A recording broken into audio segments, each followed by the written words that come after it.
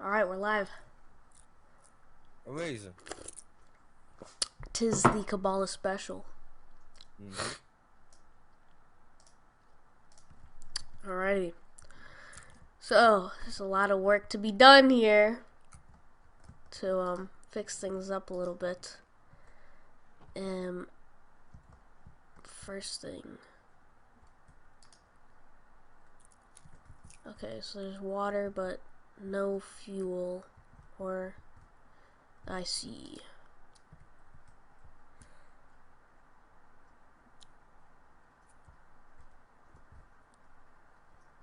Wait, why is it not running? Oh, oh, it's not pumping oil into there to... Well then, what happened to the redstone engine? And why do I have so much TNT in my inventory? Okay. Alright. Yeah, people are coming in. Nick is gonna be on today, in an hour. So at 10 a.m. PST, he's gonna be coming on, and we'll talk to him. We'll have some contentious discussions. Nah, don't jinx it. I won't.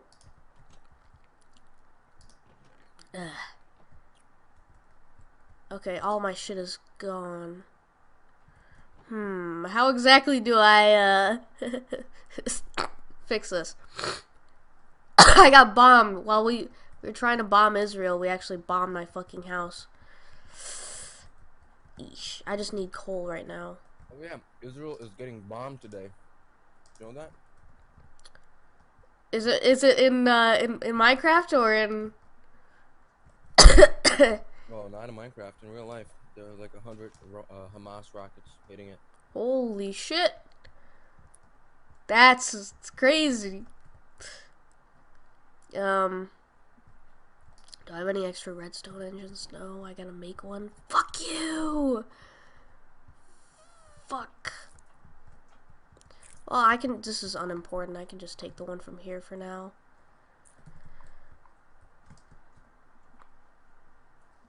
Oh, shit, we got 286 people watching. Do I really need a fucking axe?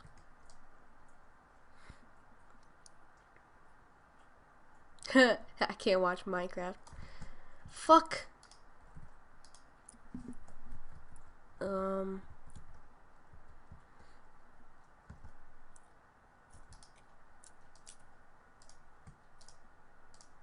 know. Okay.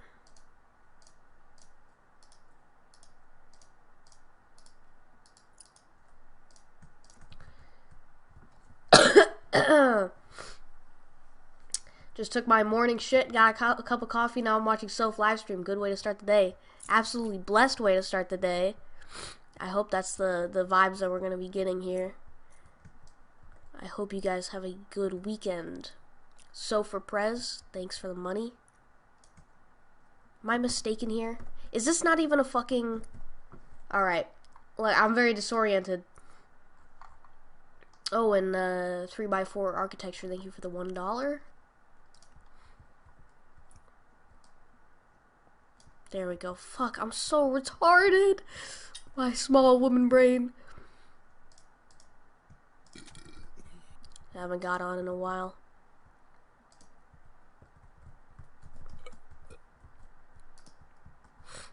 Okay. This should get the machines back up and running again. Then we can get some dirt to sort of take care of the ruins of old Israel.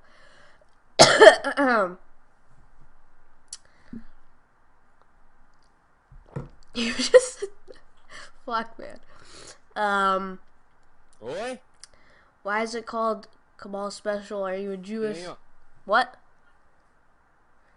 No, I guess Victor's fucking talking to his mother. And Tyler sounds good? Yeah, I'm fucking hype. Yeah,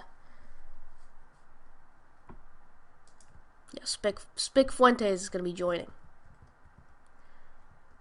And now we wait. Now we harvest birch wood.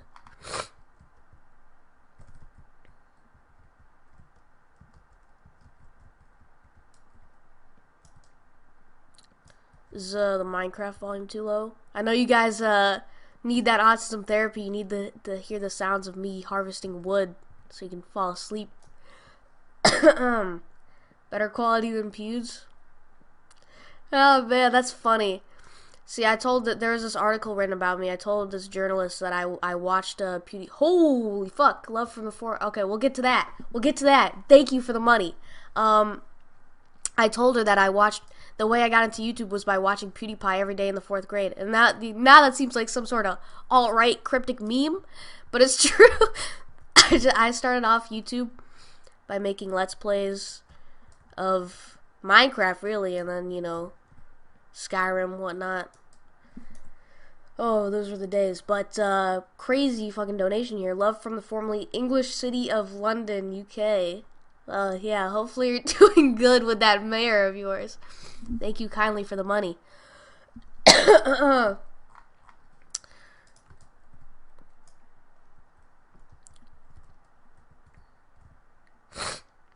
Alright. I might need to blow my nose. Fuck. I'm still sick from the stream last week as well.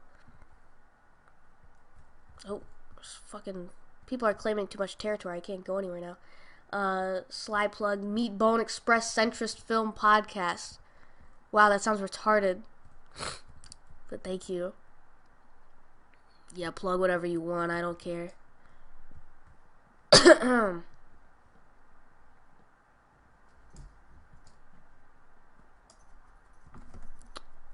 I'll jack up the volume a little bit.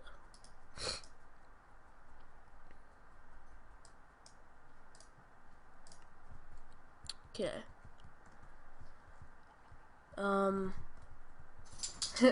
Sounds retarded, but thank you. My forehead is fucking massive. Thank you for pointing that out. My dog's running around here fucking with my lights. Thank you, Oreo.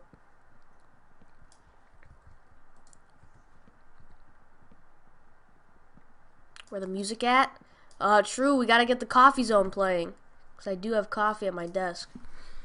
Let me open up my 1 millionth tab in Google Chrome because I have like fucking a bunch of videos to watch of people explaining economics to me. Okay.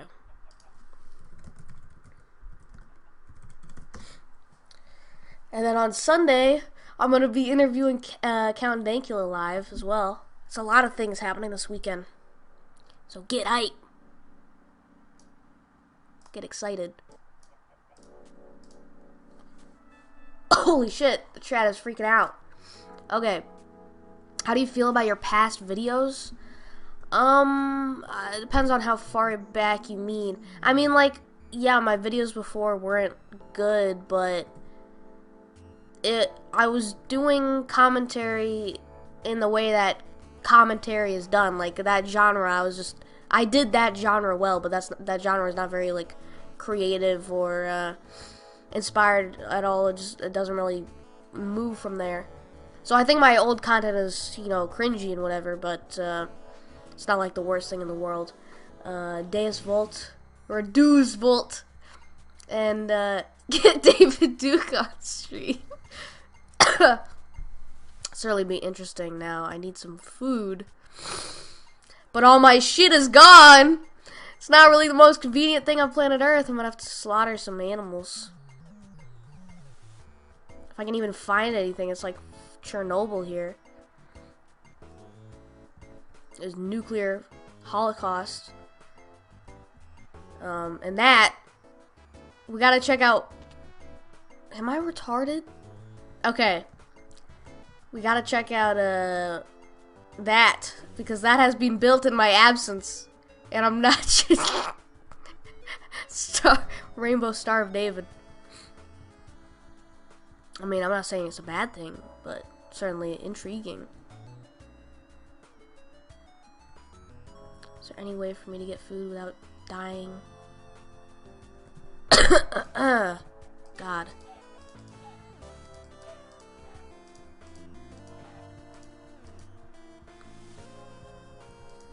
But I'll check the chat.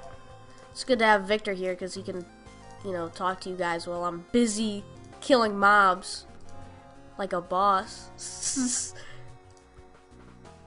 Ah, I see. I already have chicken in my inventory. No problem then.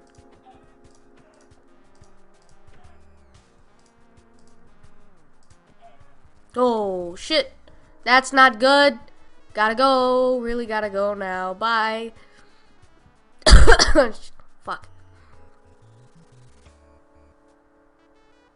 Oh, come on. Don't tell me. Fuck. People claim land everywhere around my shit. Can't even go on my own land. I feel like the MAP has been violated. Ugh. And my quarry's back up and running. That's good. Alright, let's see what y'all are up to. Saint Soph with a knife. I didn't notice how much it like looked like Dune until after it was uploaded. Like that was pure coincidence. Stop stealing my name. Well, sorry about that one.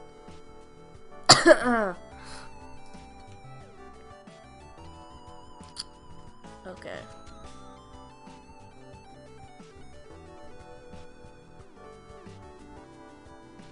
Fetal alcohol syndrome. Sure looks like it. I got so much trash in my inventory. There's too many systems to keep up and running. My feeble brain cannot handle this.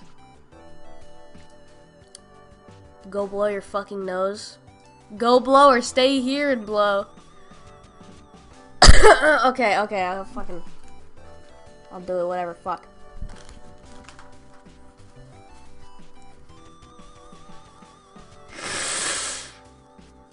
Oh, fuck. This is because of the state.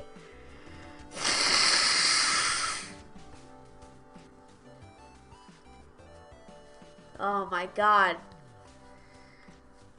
A lot of shit happening. Alright, I'll finally take a sip of this.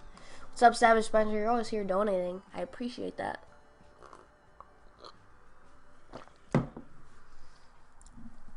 What are those snazzy tunes? Just look up Coffee Zone. Yeah, there you go.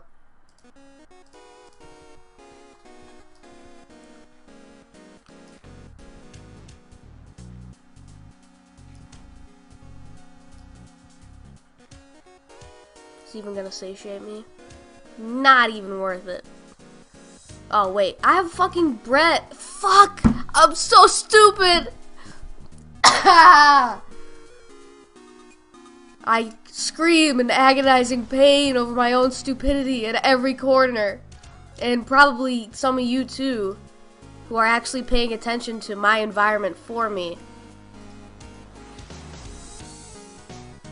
I'm just so retarded. I can't. Fuck.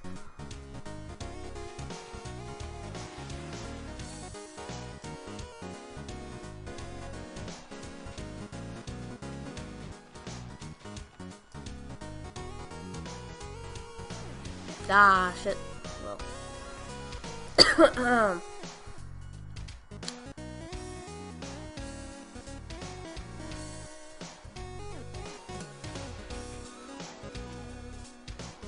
Fucking bombing's got a chunk of my farm as well. Not sure how they did that one.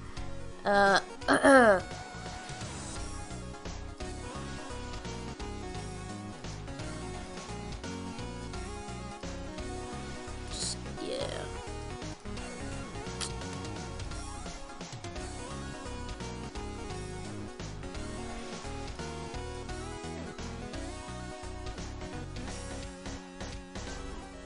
You cunt, I don't even have a sword.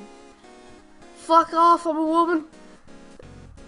Hail Soph, greetings from Sweden. Holy shit, 100 of the Sweden bucks.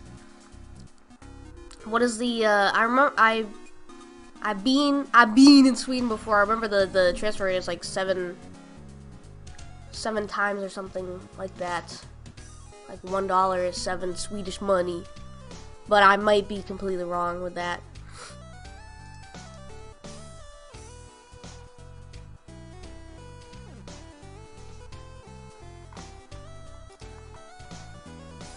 But that's certainly a chunk of change, so appreciate that. Are you not letting me build here? Oh, there we go. It's $10, damn socialists.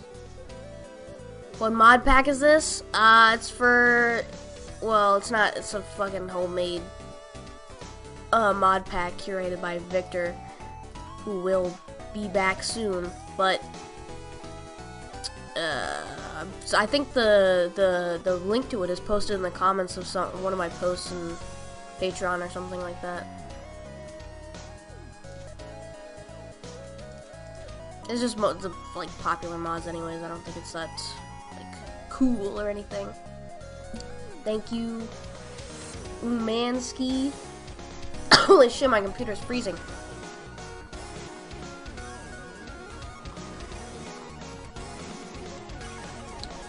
Alright.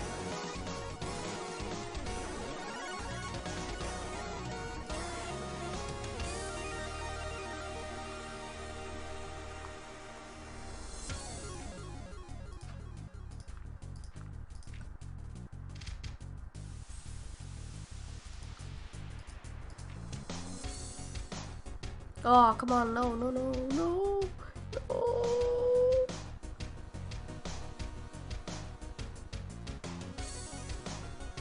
Oh yeah, nah, never mind, fuck that. Oh, 700 people? Shit.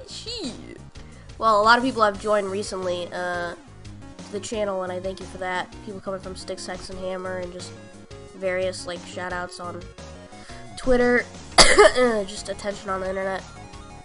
It's really quite cool. So thanks to all the thousands of new people. It's certainly been a while since like I've had such an influx like that.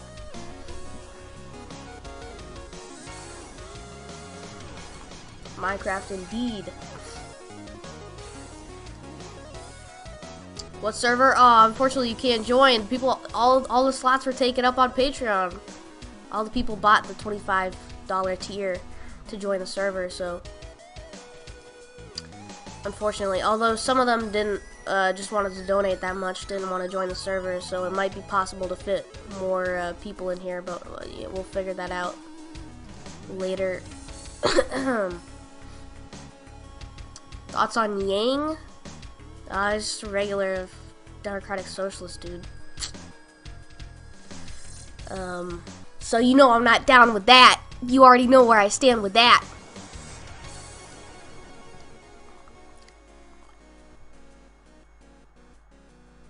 Greetings from Pole. Shows are deleting your threads left and right, but you know, fuck Janice. It's crazy. There's like 2 threads about me there a day. I got some fanboys shilling for me over there. Certainly doing some, you know, wonders.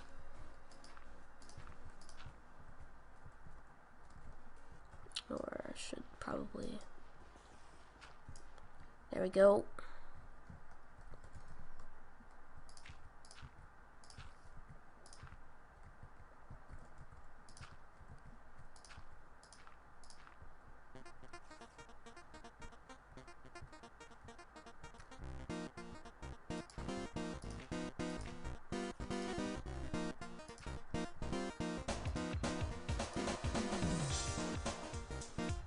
Cool.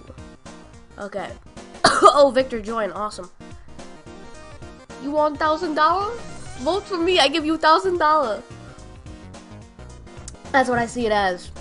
Vote for me. I give you $1,000. Hopefully it might get some dirt for me. I don't know what I give you in return. Just take this.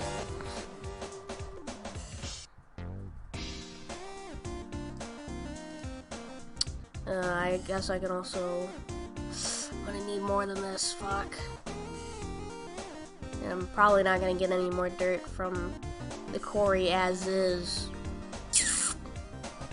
But I also don't want to go around just digging forever. I should probably make a sword too, because this place is infested. Nick the knife on in 30 minutes about? Yeah. I guess Discord's not working. Well, let me try to fire it back up or something. Or is the servers down?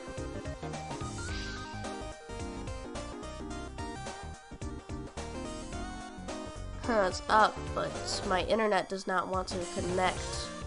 Okay, we're gonna make a risky move here. Hope that I don't get knocked off the air.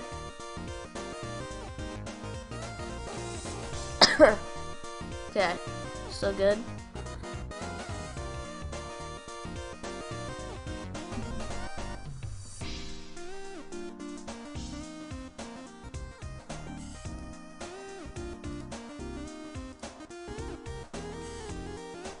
I'm trying to get Discord to work so we can get Victor on here and then eventually Nick.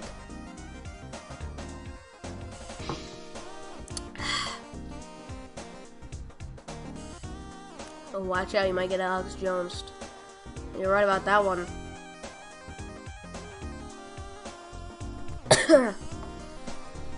Well, it seems Discord has shit the bed entirely.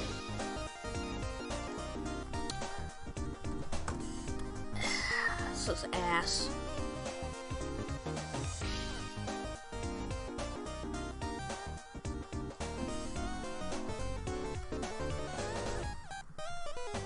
Sorry about this.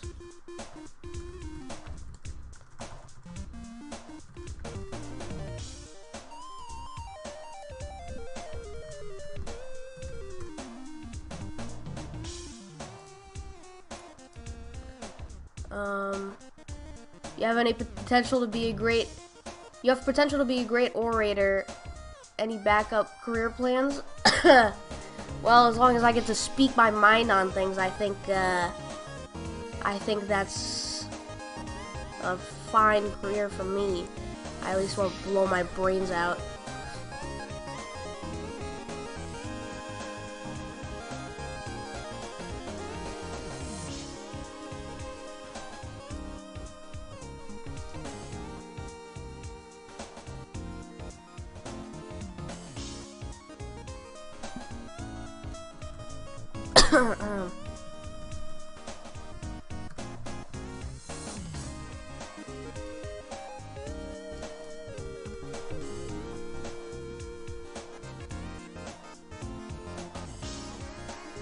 Alright, we're in Discord.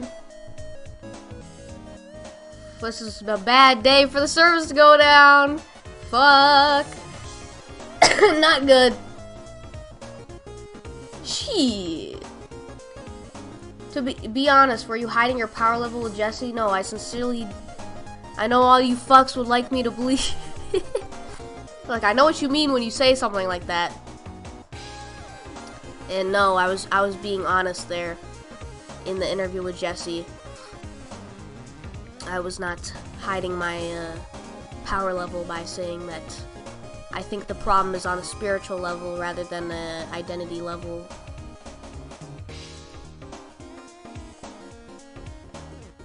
That's amazing. I can't believe I did that. That's so crazy. Bless Jesse. And I'm gonna be on his show. Crazy.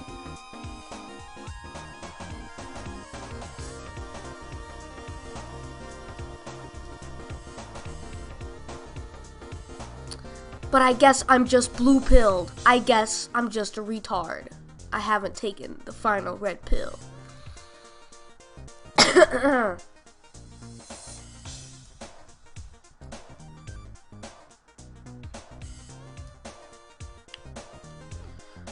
Why did you choose Catholicism? Seems about right. I mean, do you mean out of Christianity or do you mean out of all religions? Because out of Christianity, I think you need the institution there to be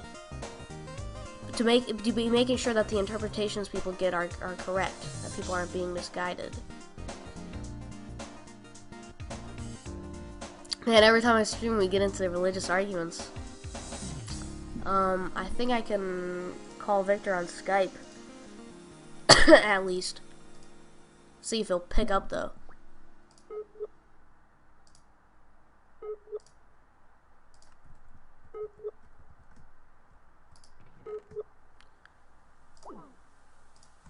I guess not.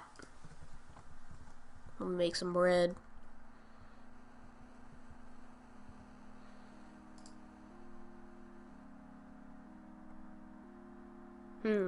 Recommending me Orthodox Christianity? I don't know, guys.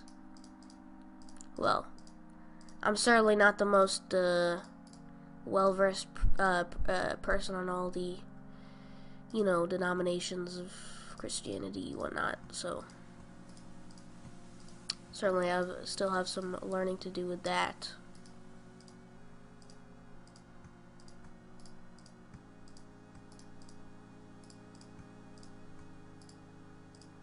Ooh, perfect. Okay. Pagans are cringe.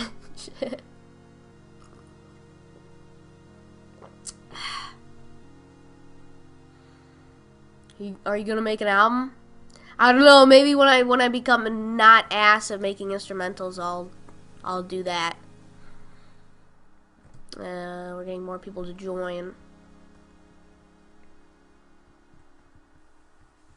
Let's see, you got any more doit for me?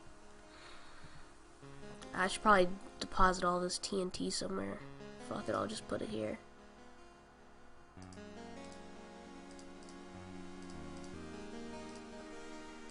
That. Just take all this shit. I don't need it.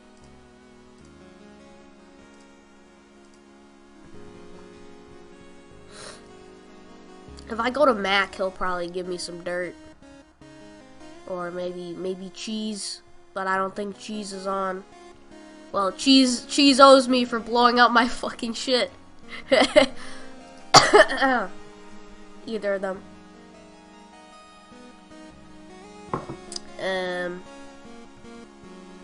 Kabbalah, look it up.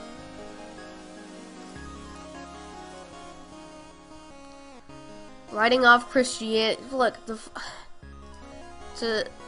I'm not even gonna get into that. Beep beep. Bad territory. Oh shit. Nick is late as usual. Well, he's not supposed to be on right now. He's supposed to be on later, and I don't know. I guess you guys can check for me if these Discord servers are officially down or not. Pastor Anderson, BTFO JLP, he's banned from 31 countries for being too based. Holy shit. Now that's powerful. I'm gonna see if I can obtain entrances to the Jewish kingdom. It's not even online. N-word Slayer isn't even online.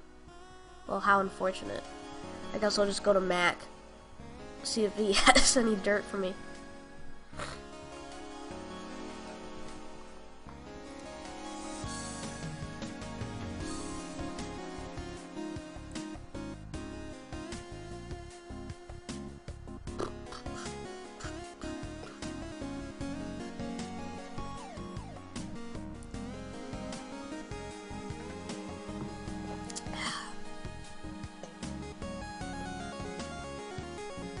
When is Trump going to retweet you?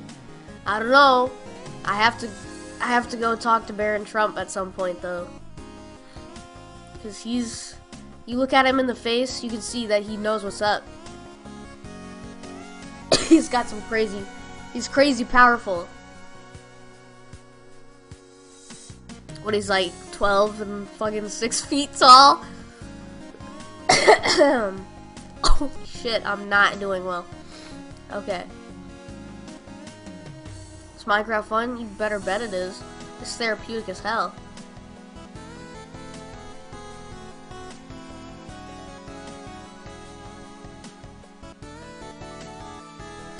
Ah, shit, well.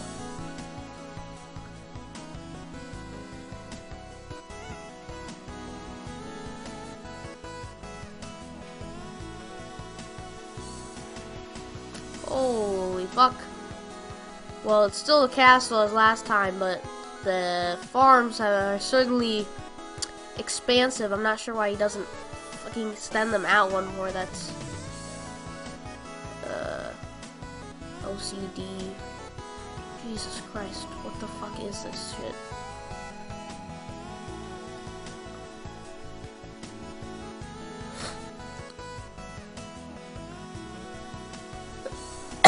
Holy fuck. Okay.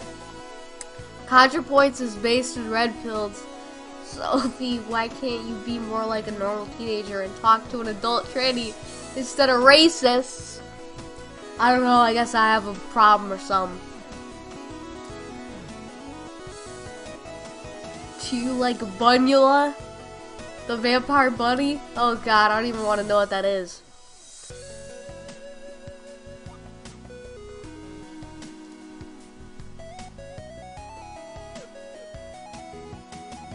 Get well, Soph, thank you. Alright. It seems... I don't know if Max built anything more, but he's been on Minecraft for the past few weeks straight.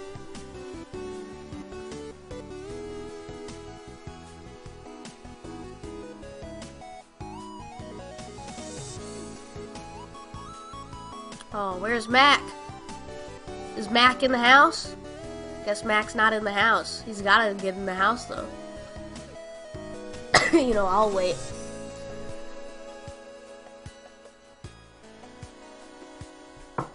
Ah, did you see Endgame?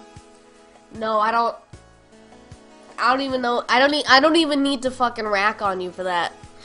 You already know what you've done. What is this funky shit? It's all Fear of Dark music. It's all YouTube autoplay. How tall are you? You look like 4'8". Close, I'm 5'2".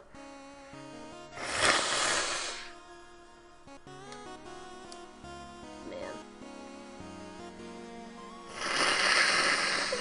I'm subjecting 700 people to my snot blowing right now. This is the power of the internet.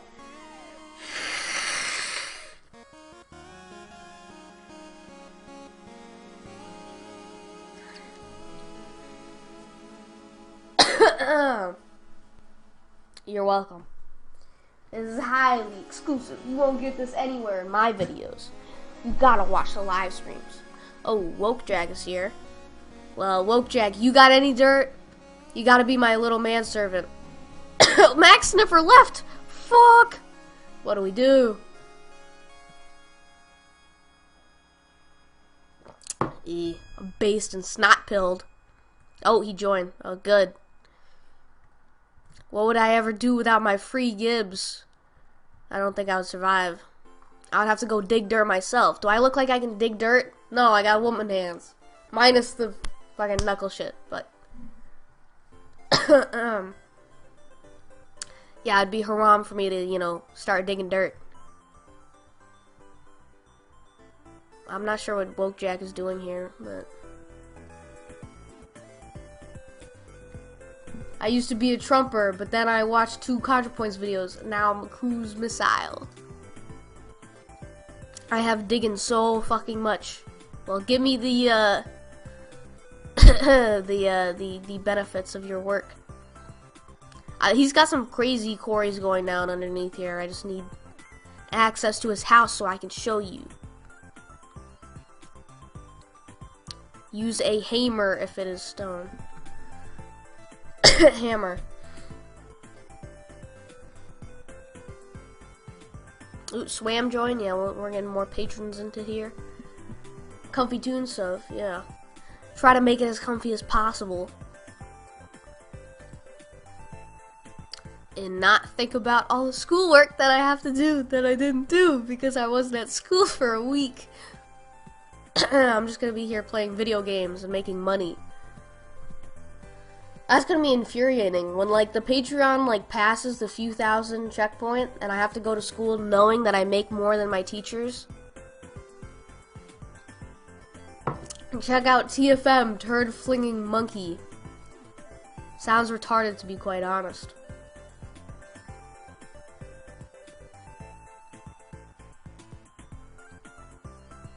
I need to make weight with him. Okay. I guess Mac needs to make potions.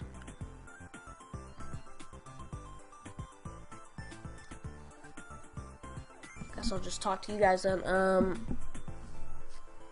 Let me check my phone for a second.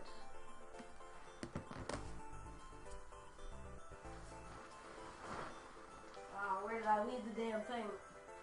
Because I gotta figure out how to get back on the call with Victor. Oh, here it is. Okay.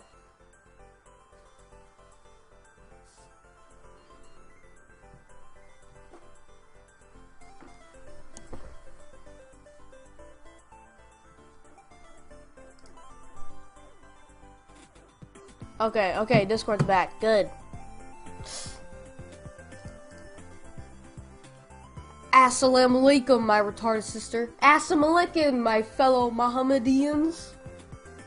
How do you feel about Catholic pedophile rings? Not good. I don't like them. Just if, you know, that wasn't clear.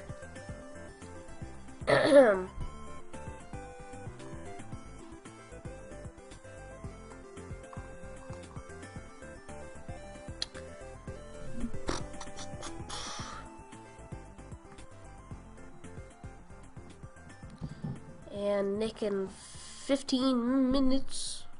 Ah, Victor went offline? Fucking retard.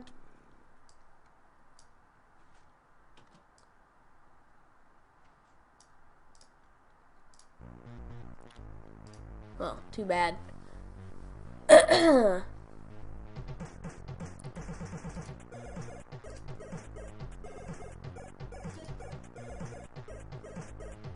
Mac, let us in. Let me in. Let me in.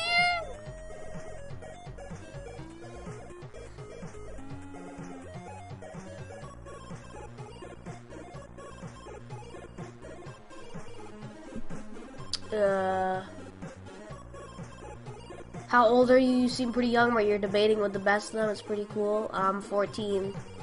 I'm not very good at debating. I kind of stinky at that.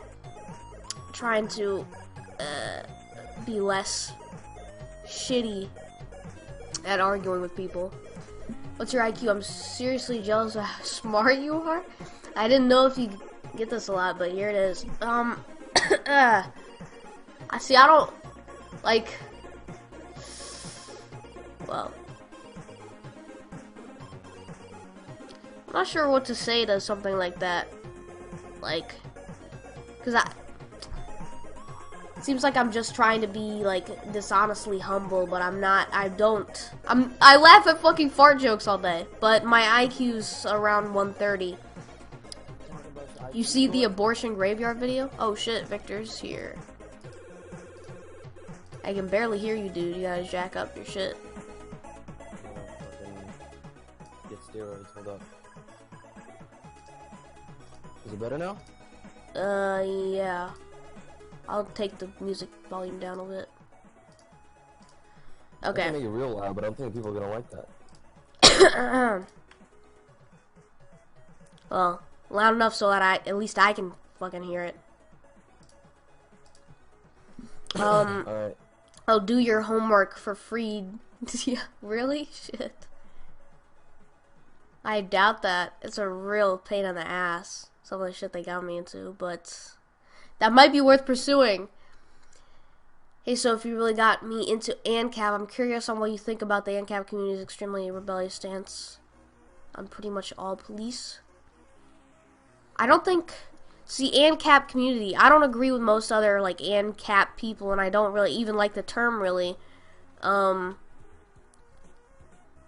I put my volume on max. You can turn it down now, so that the quality isn't gonna be so horrible. Okay, but, like, I don't have a problem with private law, or, you know, private militia, whatever.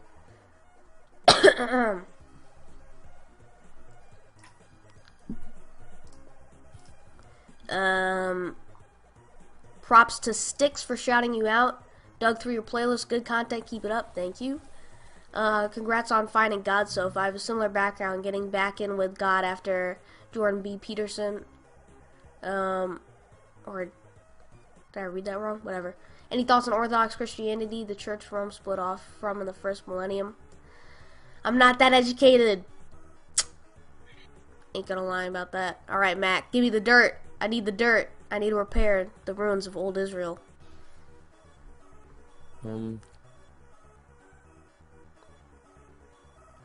Orthodox shit. Well, it seemed that they were much easier to knock over. Russia was much easier to knock over, and for communism to be implemented under Orthodox Christianity. Ever heard of Alan Watts? Nope. I've heard of him, but never heard anything he said. Only heard about him.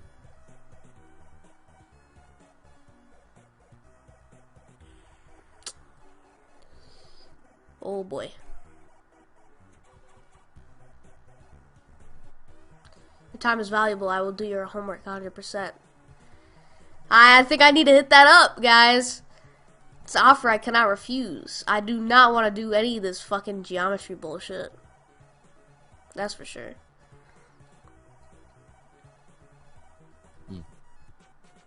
And certainly none of the propaganda analysis they want me to do. Thank you. Orthodoxy saved the West from the Mongols and communism. We are based. What are you talking about? Insane. Oh, my inventory can't hold any more dirt. One holy Catholic and Apostolic Church. That's right.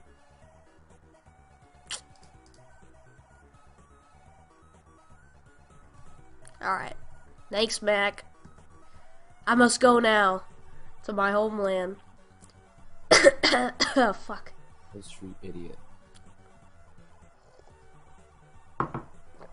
Orthodox Christians aren't horrible, but they're certainly not as good as Roman Catholic. One true holy church. One holy true church, rather. What is this?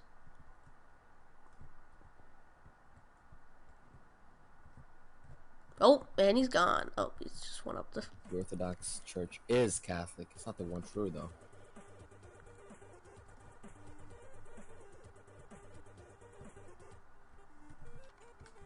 It's post-schism. It's East. Let's see, scroll for the chat.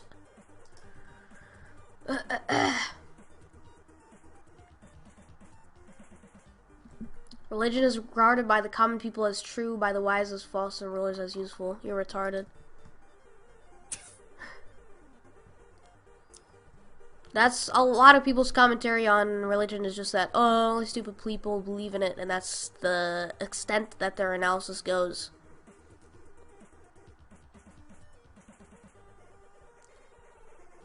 Learn geometry so you don't become a flat earth shill. We had a conversation about this on Soph Shortwave Telecoms yesterday. Mentioned you in one of his vids. What? What? Doubt. What video did he mention her on?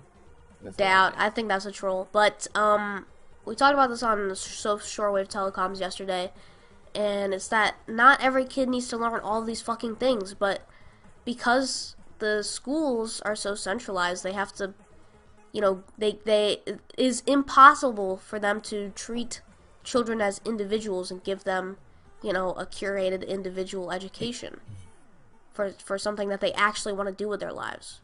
Everybody has to learn everything. Everybody has to be an expert in, well, not even an expert, just decently good, but that doesn't even get you anywhere. I don't like Orthodoxies because I don't think it's a good idea to be rid of the successor of Peter. I wouldn't toss that tradition away, even when the Pope isn't too good at the moment.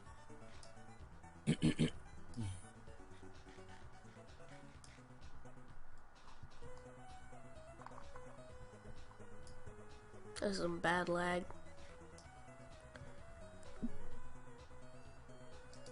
Get you 12 minutes late.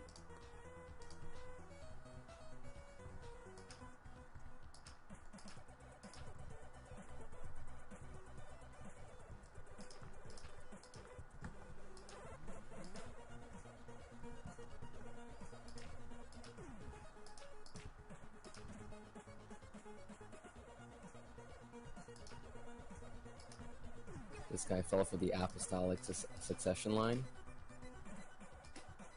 I didn't fall. I rose. Religions are a way for a preacher to control their actions. Okay, if that is so, what does the preacher gain from making me a moral person? Why wouldn't he go, you know, Muhammad and make me into one of his warriors? Not a preacher, by the way, a priest.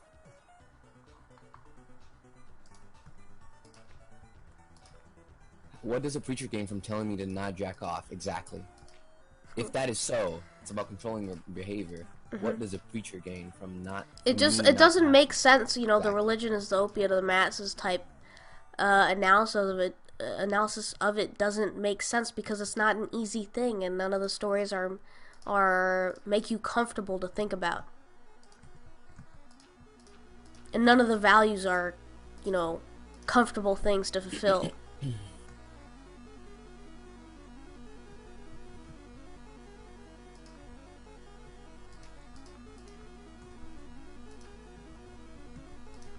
What are your opinions on praying to saints? Not praying to the saint. You don't worship the saint. Or the saint is something like, kind of middle ground. It's like a transceiver of grace. Something like that. It's not, the saint is not the deity at all.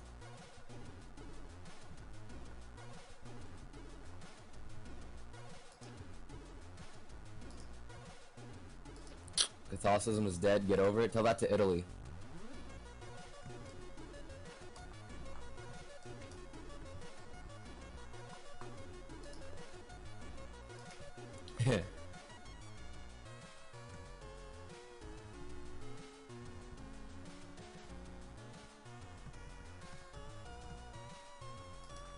Animism is the only way to go.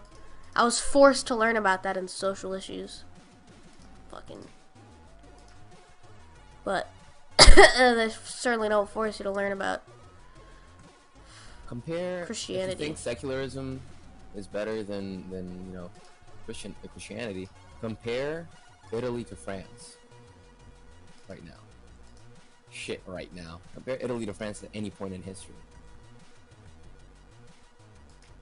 Well, after France wasn't Catholic anymore, so I guess you know, post French Revolution shit.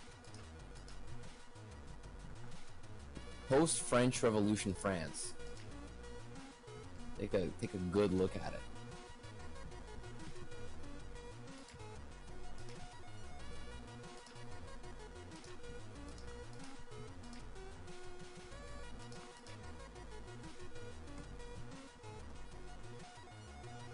I don't even remember how I built this. Well, I'll figure it out. I'll just make sure I stop falling through the fucking ground first.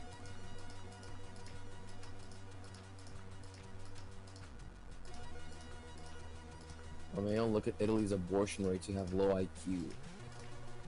Take a look at the United Kingdom and France's Muslim rates. I think that's a problem that you cannot ignore. Jesus said, "Where there are one or two, I will too."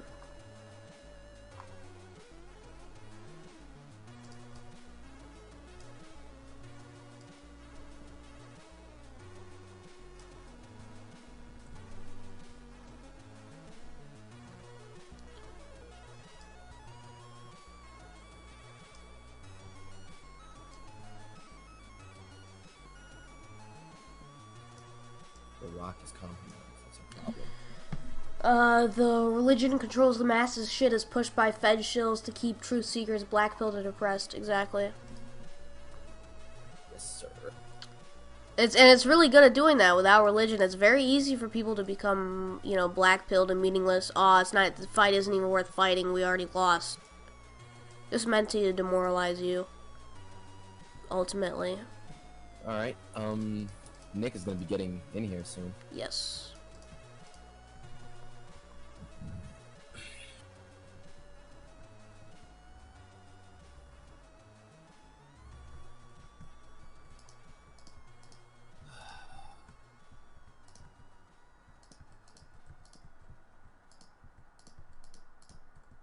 The Pope is woke. Church needs rebuild from the ground up. Oh, it's not the entire church.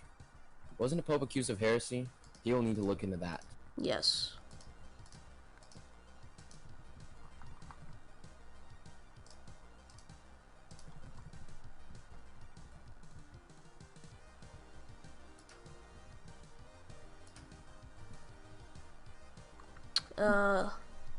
Also Orthodox Christianity. We're gonna talk about that. I don't have many many opinions there. Who's the church's no pope, no brains. Who's the church's biggest enemy? Degens, and well.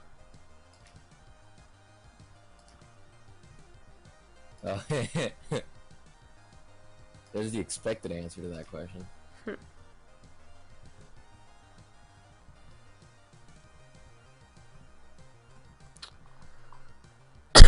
God.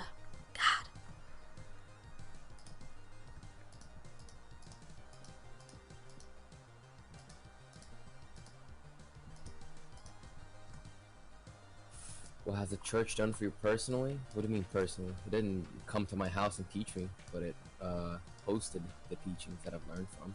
It's pretty good. Why do most people have the religion of their parents? Do you actually believe the Bible is literal? Why did people before? Why won't God heal amputees? Why do most people have the religion of their parents? I don't have. My parents are atheists. But if you instill the religious values from a young age, they'll usually stick with the person, and they'll notice that they've, helped the person through their struggles, so they'll usually stick with that. You actually believe the Bible is literal? Not necessarily. Why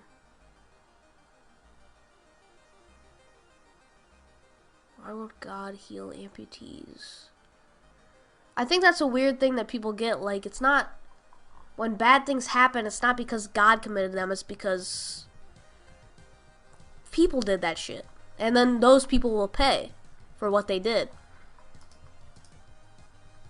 That's null towards the amputee thing, because a lot of those people they just lost it on accidents. However, the point stands that God is not present in that way. The presence of God is metaphysical. It's not physical. It's not his duty to start fucking healing amputees.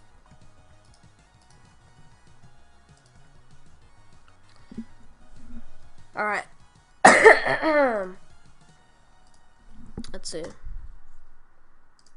Well, he has given us the consciousness and the rationality that made us able to create things such as prosthetic arms. So,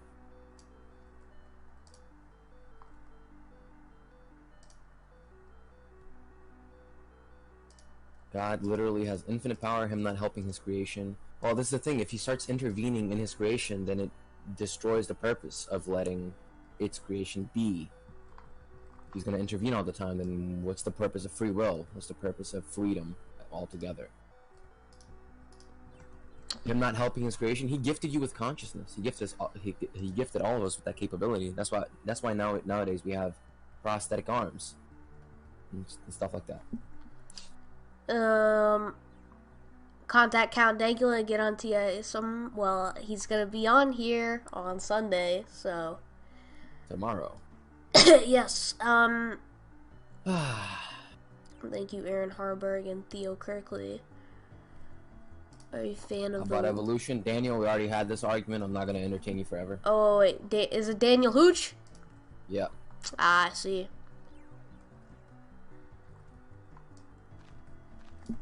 Oh shoot. Kids, look into the ancient Christian writings. John Chrysostom, Saint Chrysostom. Fuck, I'm retarded. The Orthodox Church is the original unchanged church. This is historically verifiable.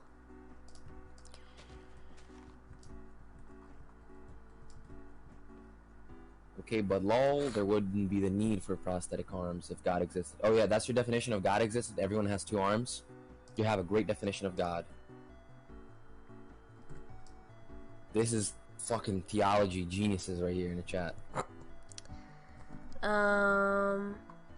Just wanted to what's up BTFO. From the Navy Boys station in Italy, watching our stream right now. Quality content, my guy. That's awesome. Thanks. Thomas Aquinas, BTFO. There's a person with only one arm. All theology is garbage now. That's funny. Well,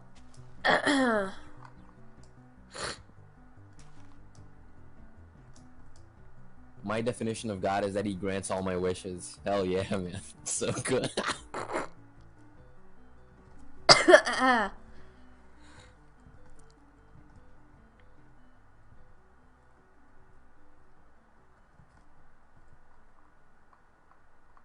Should we support the Jews in a religious, thus stemming to an economic sense, though?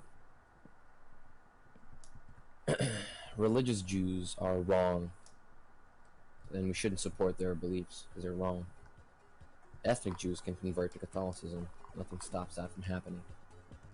And I'm pretty sure plenty of popes early on were Jewish, ethnically speaking. Hebrews. Thus stemming to an economic sense. If you want to donate to a fucking synagogue, then you do whatever you want, man. Maybe like a Jewish charity, I guess. That's okay. But okay, then explain world hunger, please. What do you mean explain world hunger? You think God perpetrated it against humanity? Humanity is not a separate entity from God. Well, yeah, as I said before, these are not things that, like, God did to you. Explain world hunger? Well, you can explain it in many ways, but I can explain it in a biological sense. We need food, and we don't distribute resources very well, especially in third world countries that coincidentally tend to be socialist. And I don't think God made socialism.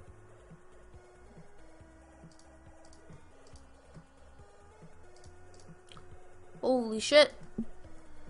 Thank you, Master Caution, for the $50. Don't you think you'd likely believe in Ra if you were born in ancient Egypt? God seems to only heal things that can heal on their own unless you don't believe in prayer. Why would God let half of people who ever lived die as children? Oh, he let that happen. He cannot intervene in that way. We already... God made humanity. He's not going to change their nature halfway because they're not doing well. Mm-hmm. The nature of humanity is that tragedy is a fact of life. And it happens. Don't you think you'd likely believe in Ra if you were born in ancient Egypt? See, the thing is, I've grown up in like a purely atheist atmosphere, and I still eventually became Catholic. Like 50% of my city's population is atheist, and like my parents are atheist, family's atheist. My family never instilled those values in me, but it still happens. So I don't know. Tragedy is a fact of existence rather than just life. Not even just human life. It's animal life. It's everything. Everything dies. Everything suffers, etc. But we have consciousness, and we're capable of reducing tragedy. If you don't think that's divine, then well. Okay, what's your opinion on Iran? Do you believe the people are responsible for the situation there, or the government? I don't know much about the situation of Iran specifically. Yeah, me neither. But I'm not sure how this applies theologically. One country?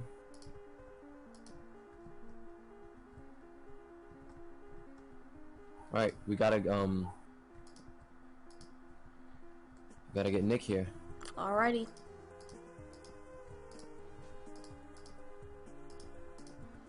Oh, I'm so retarded. I'll just message him.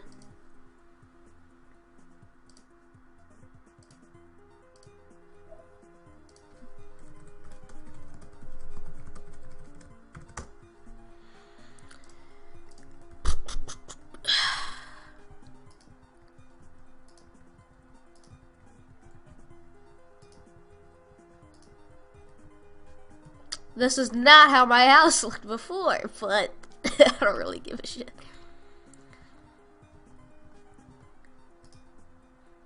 But that's the problem. Is it the government or the people? The government is composed by people. The reason they're doing bad, if the government is being evil, is because of the people in the government. Mm-hmm. It's people. It's people. God doesn't make the world like this. We do.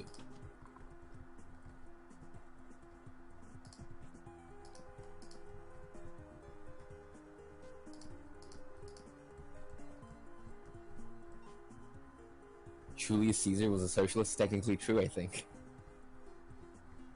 That doesn't look right. I need to extend this out a little bit.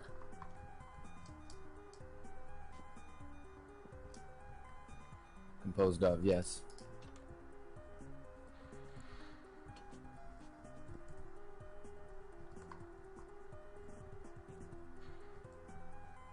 If the Christian God is the true God, then why is it not the oldest religion? Because it takes a while for you to figure out the adding truth. Nick in. Let's see if he answers. Hello, Nick. Hey. Hey, Nick. Hey, what's up? All right. How you doing, man? How's your day? Going all right. How about you guys? We're doing fine, man. Sophia's playing Minecraft right now. It's based. Yeah. Yeah, I've been watching for a little while. Ha, that's awesome. Have you been catching the religious arguments?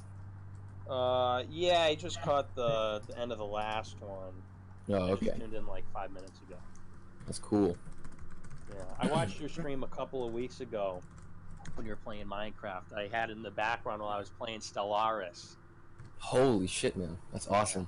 Yeah, it was like a friend simulator, you know? Just a couple of people hanging out in the background. But it's good to be with you. Awesome, man. Sophia, did you tweet it out? Let me do that. I'm just making sure the volume's all good. All right. Okay. All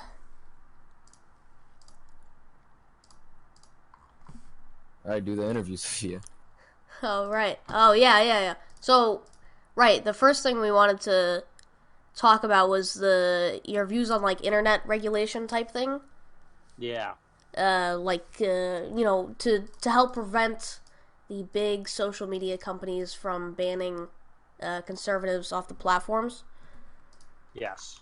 And if I'm not mistaken, your view is that we should get government regulation to help stop that, right? Yes, exactly. So, wait a second, I'm tweeting now.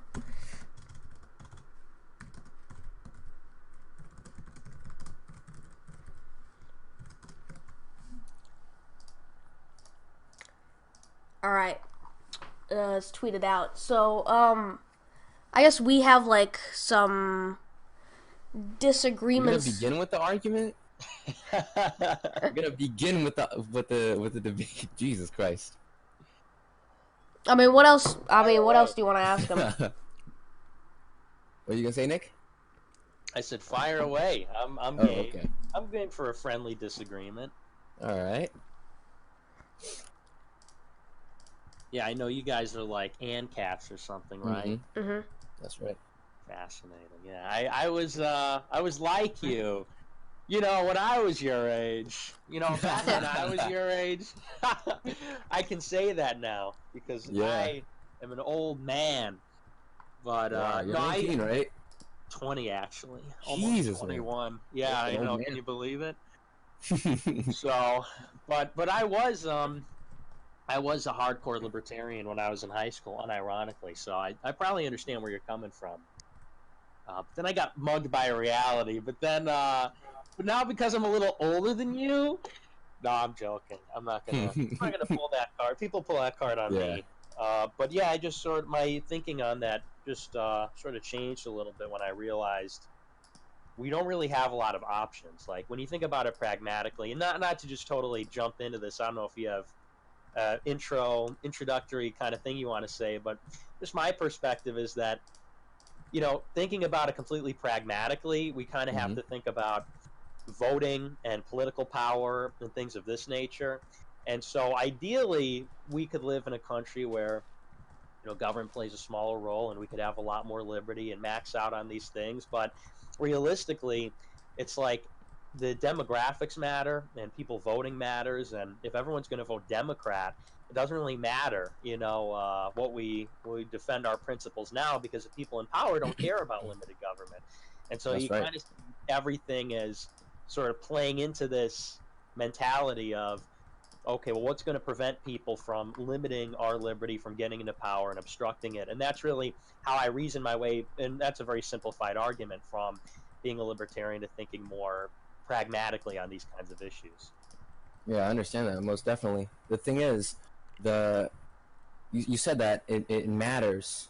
The demographics matter. Involving yourself politically matters. What I think is that inevitably, when you involve yourself in democracy, it tends towards ideas that are populist and left wing. Inevitably, that's the tendency, as it seems, as I've seen it. So, with democracy, I don't think a solution that is stable, or at least low time preference, a solution that's going to last long, is going to come by democracy. If we're looking for a solution that's going to last 50 or 100 years, if we're looking for a dynastic, stable solution, it's not going to come by democracy. And what's even worse, it's that when democracy is in its full-fledged form, as you're seeing it in places like California, the demographics become a weapon against the natives.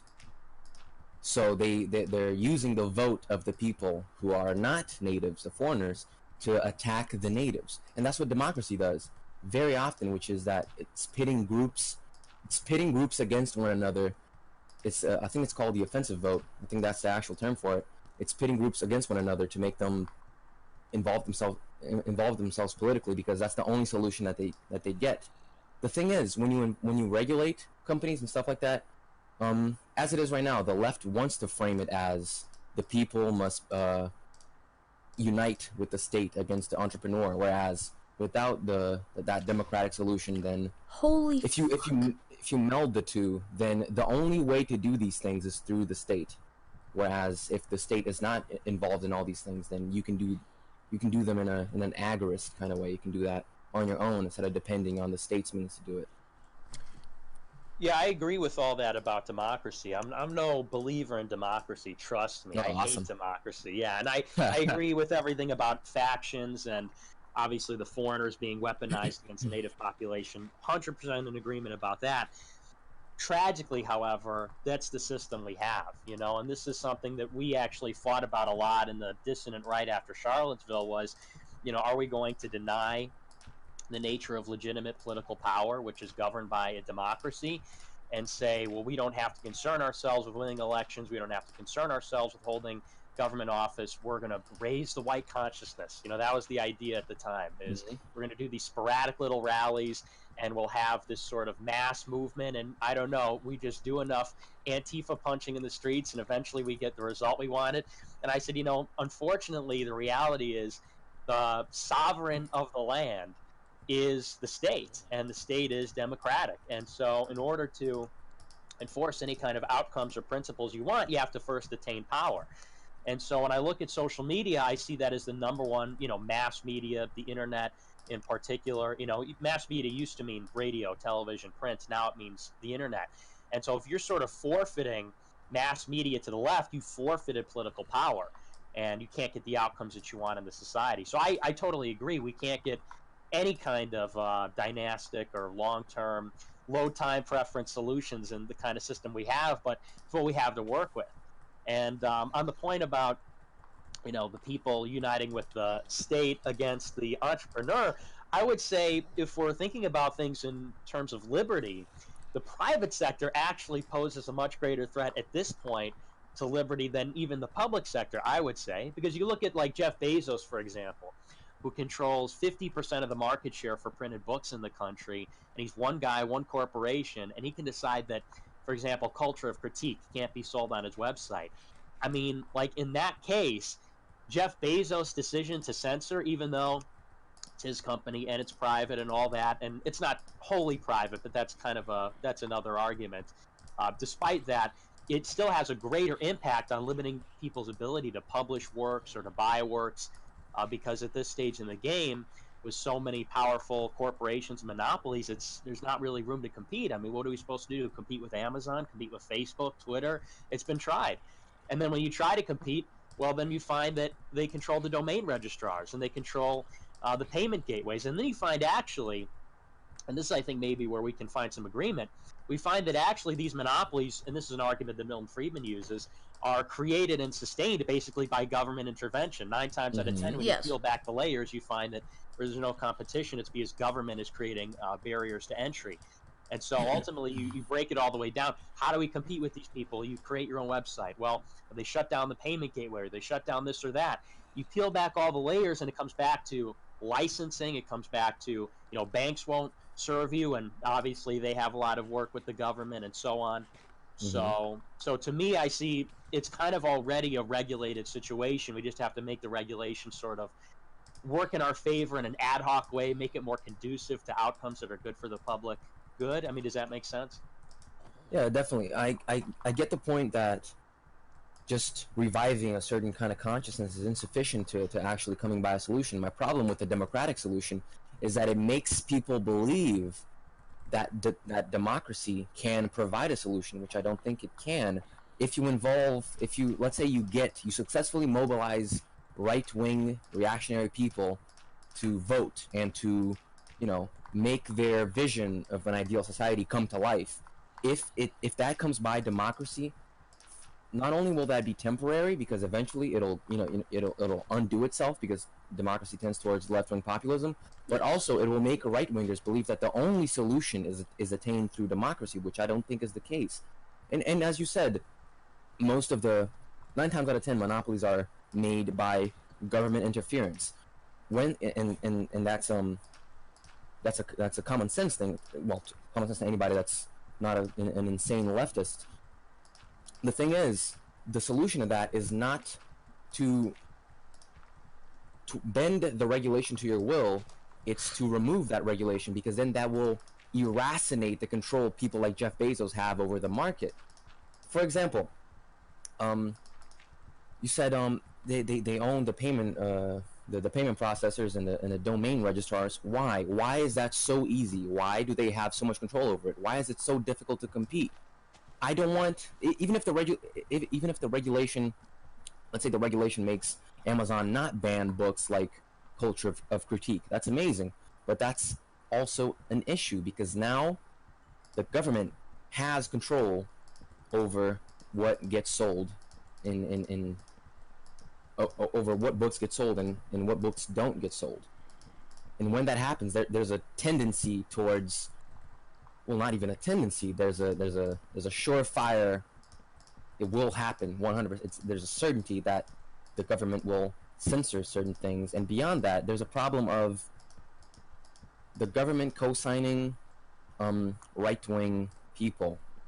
The problem with that is that it makes people start liking the government, and that's the last thing you want to do, because when people trust the government, that's when they pass absurd legislation. That's when they get away with doing a lot of shit that is that if the people didn't trust the government as much as they did, the people would just reject it outright.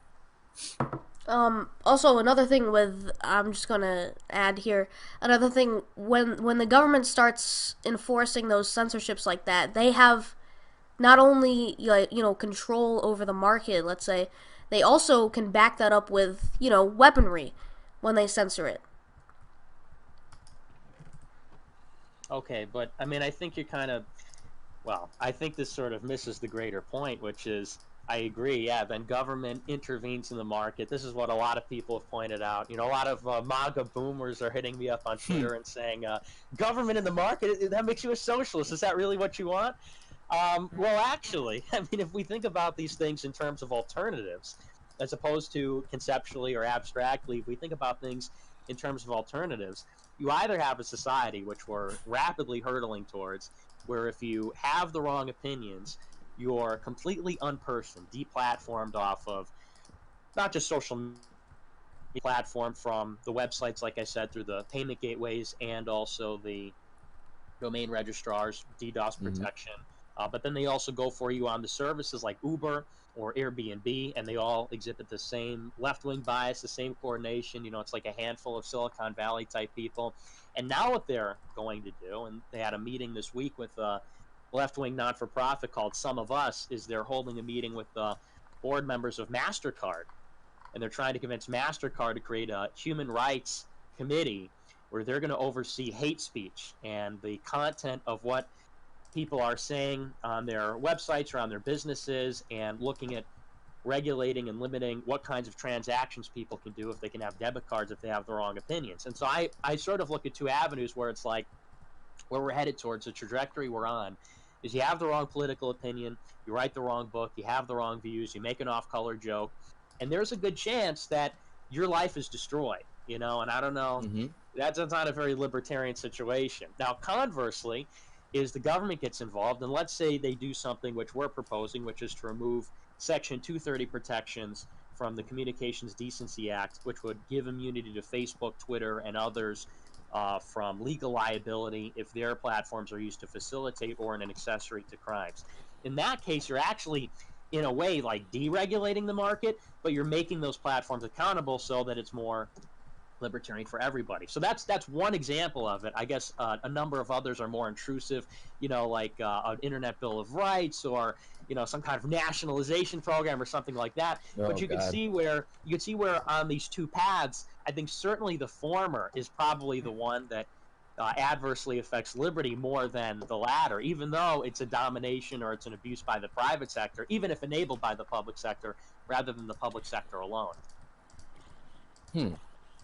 What you said about what was the section again? It's Section 230 of the Communications Decency Act, and it says protects. Yeah, so they passed this law in 1996, and it says basically that, and this I'm summarizing here, but Congress basically said these emerging internet social media platforms are like cool. That's literally, they're like, well, it's like conducive to political speech, and this is kind of a neat and a helpful thing. So what we're going to do is we're going to give them special legal protections so that, for example, like when the Christchurch shooter goes and kills people on a live stream, like the people that got killed there can't sue Facebook, you know, and Facebook can't be held legally accountable for the content on there. And that's because Facebook isn't a publisher. They said that, well, normally we'd hold you accountable, but this is kind of conducive to political speech. So long as you're neutral, you get these protections, you're not held liable. But once Facebook says, well, we're not neutral, and we're going to ban people based on our ideological preferences, they in effect become a publisher, because they're passively then publishing everything that they are believing, right? Everything that is in conformity with their views. So if they're acting as a publisher, then they don't get those protections anymore. They are liable, and then, you know, they're going to be held liable for a lot of crimes, a lot of lawsuits, and that's one way that is seen as sort of pushing these people in the right direction towards doing the right thing, upholding free speech. Yeah, that seems like an anti-political resolution to it. It's rolling back legislation, and certainly before that. Yeah, same for me. My problem with the regulation of it is that it's two things. One of them is a cultural thing, which is like, if the government is now stopping corporations from censoring these right-wing speakers, then the left will read that as the government is protecting the right-wingers. And especially now that we're dealing with Gen Zers who are often insurrectionary, they'll tend towards the view that seems counterculture. If the government is seen as protecting right-wingers, they'll tend towards left-wing insurrection, and that's really not good. That's Antifa. And the other problem of it excuse me. The other problem of it is that it ultimately... I'm having trouble articulating this. It's all right. How would that... If the regulation were to take place, how would it define what views... I mean, if Twitter is not... Let's say tomorrow there's a ban on banning right-wingers. Okay, then what gets to stay there? How do you define even ideology? Because there certainly should be people who get banned. I mean, I'm certain nobody wants, maps to have accounts on Twitter, but how do we define who gets banned and who doesn't? And how will the government define that? Well, again, it's very specific to the law. The Communications Decency Act, and in particular the Section 230, it says it really is particular to political speech. So it's basically saying if Facebook is, it's a distinction between like a publisher and a platform. So, like, for example, if the New York Times publishes a story, well, they're obviously liable for it because it's an editorial decision what they're going to put in their paper. It's not like anybody can sign on to the New York Times and write whatever they want on it. If it's a printed paper, they have to decide. So they're liable for what they publish. What's different about Facebook is that they're a platform. And so long as they're not making like editorial political decisions, well, then they can't be held liable. If everybody's just sort of posting and participating, and there's this idea that, they can't really control what people are going to post. They can do their best to sort of moderate and prevent these kinds of things, but it remains a platform, then they're not legally liable. So all this would say is, if Facebook is making political decisions, and if that can be proved, that maybe that would be in court, or maybe that'd be a bill in Congress, but if it can be proved that they're making these political decisions, well, then these are editorial decisions. And then, in effect, like I said, they're sort of passively and indirectly publishing the things that they don't take off. So, for example, if they say, like they did a few weeks ago, we're going to take off all white nationalist stuff, or we're going to take off all white separatist stuff. Well, that's different than saying we're going to take off violent and hateful stuff. Now you're saying we're going to target specific political ideologies. And then they expand and they say, well, we perceive this ideology to be hateful, and that one, and Laura Loomer and Infowars, and so on. Well, then if it's selective like this, and it seems totally arbitrary, well, then you're sort of publishing and greenlighting everything else, and then you're liable. So, and in any case, so that's to answer the second question. The first question on, the younger generation being the counterculture, I would say that, like, what we're looking at here is merely survival. Understand, all people like myself want to do is, like, continue to exist online. Meanwhile, the left has supremacy in all these institutions, culture making and otherwise. The left has total supremacy in the mainstream media. The left has total supremacy in Hollywood. They have total supremacy in the music industry. They have total supremacy on social media. I mean, they have total supremacy in public education and the university, and pretty soon the government, when you look at how the demographics are changing in states like Texas and Georgia and so on. And so all we're saying is, like, hey, we just want to exist. Can you carve out this little, reservation for us, I guess, on like Facebook or Twitter or whatever? So I don't think there's any danger of that. I think, people can kind of see the writing on the wall. I definitely understand that, and there's certainly a benefit to right-wingers to keep corporations that are that all-encompassing to banning right-wingers.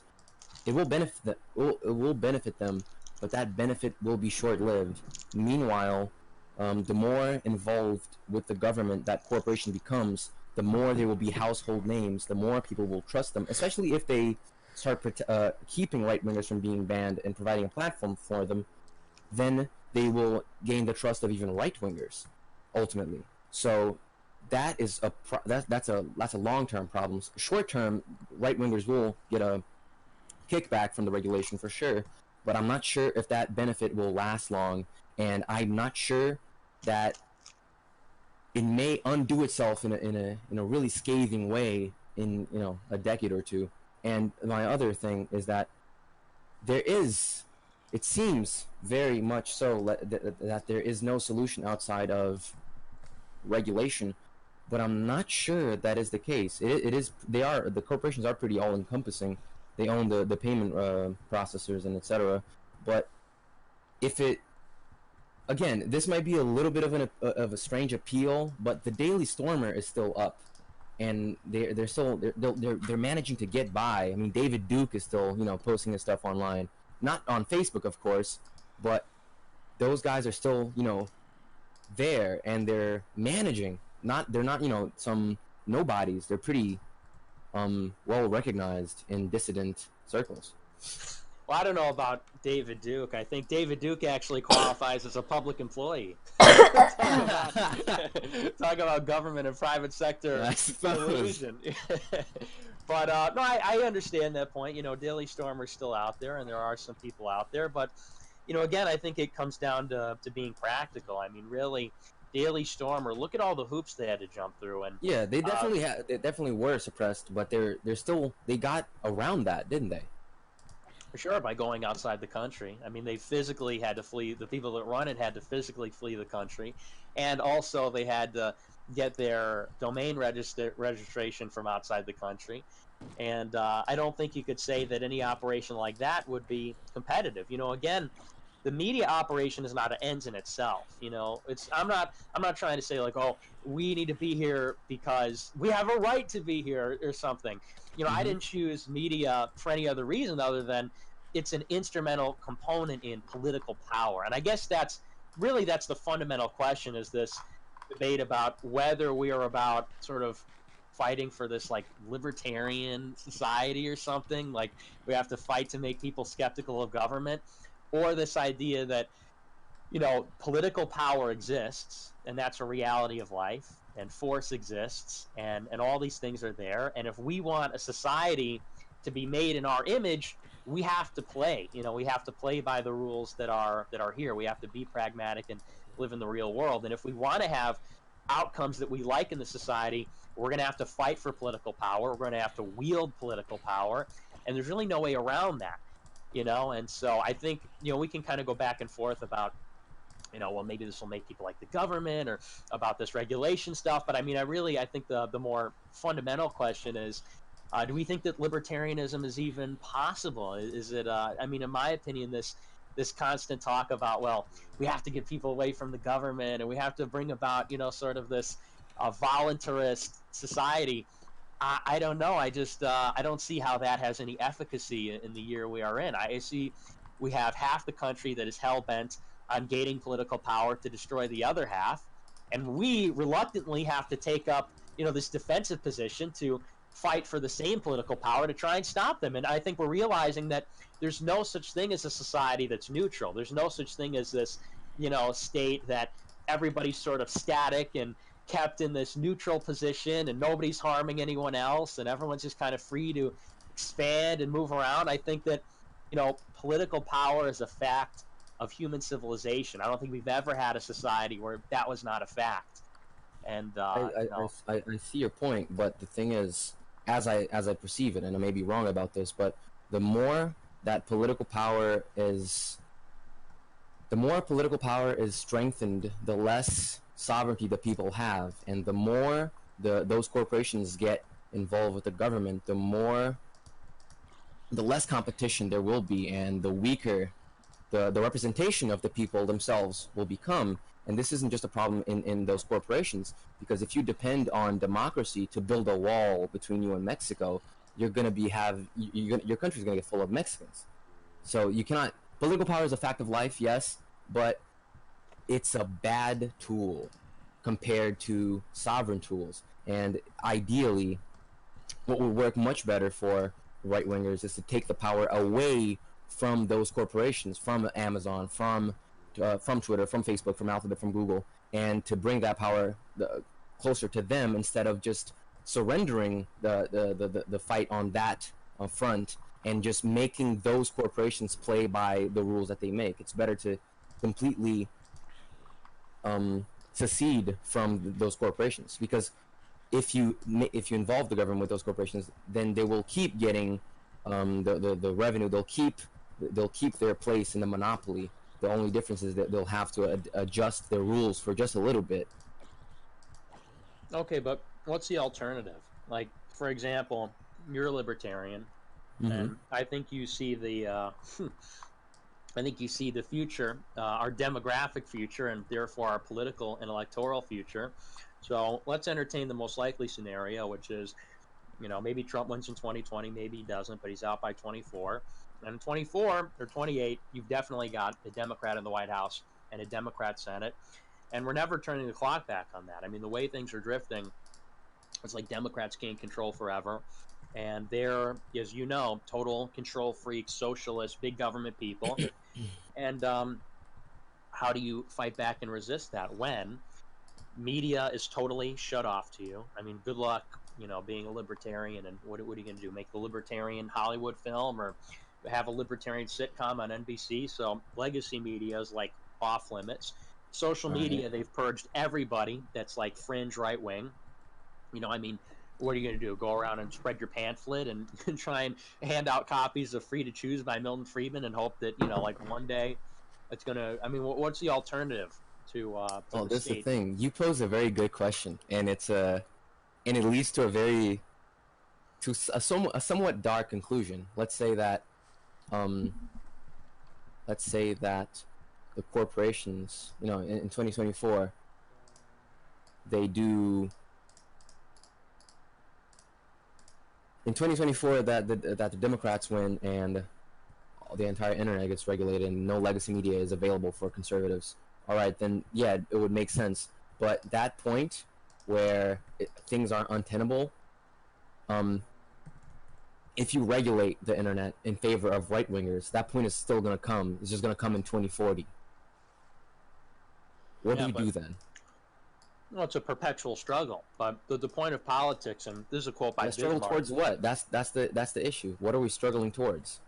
We are in a constant political struggle to ultimately achieve. Well, we obviously have very different goals, but the goal of politics. I'm not sure about that. I wouldn't say that. I think we have different methods.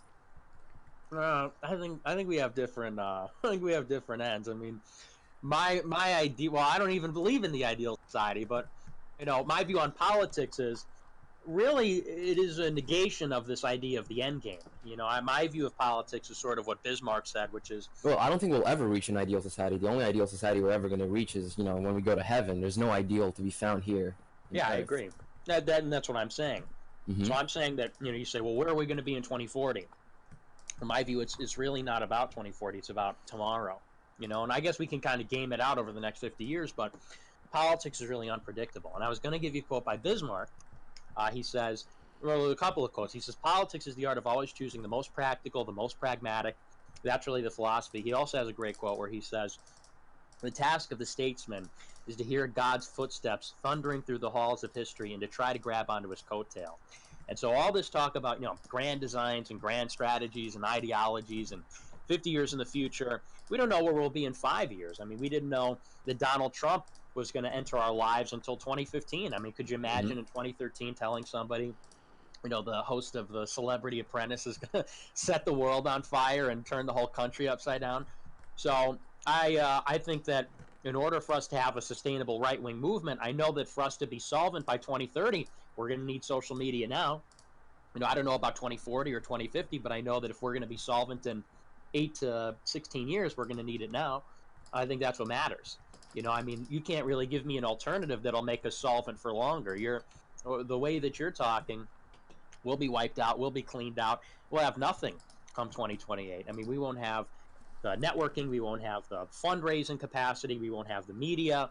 You know, at least a government regulation plan will make us solvent into the first Democratic administration or whatever. And then ultimately, I think that's what it's about, is pragmatism.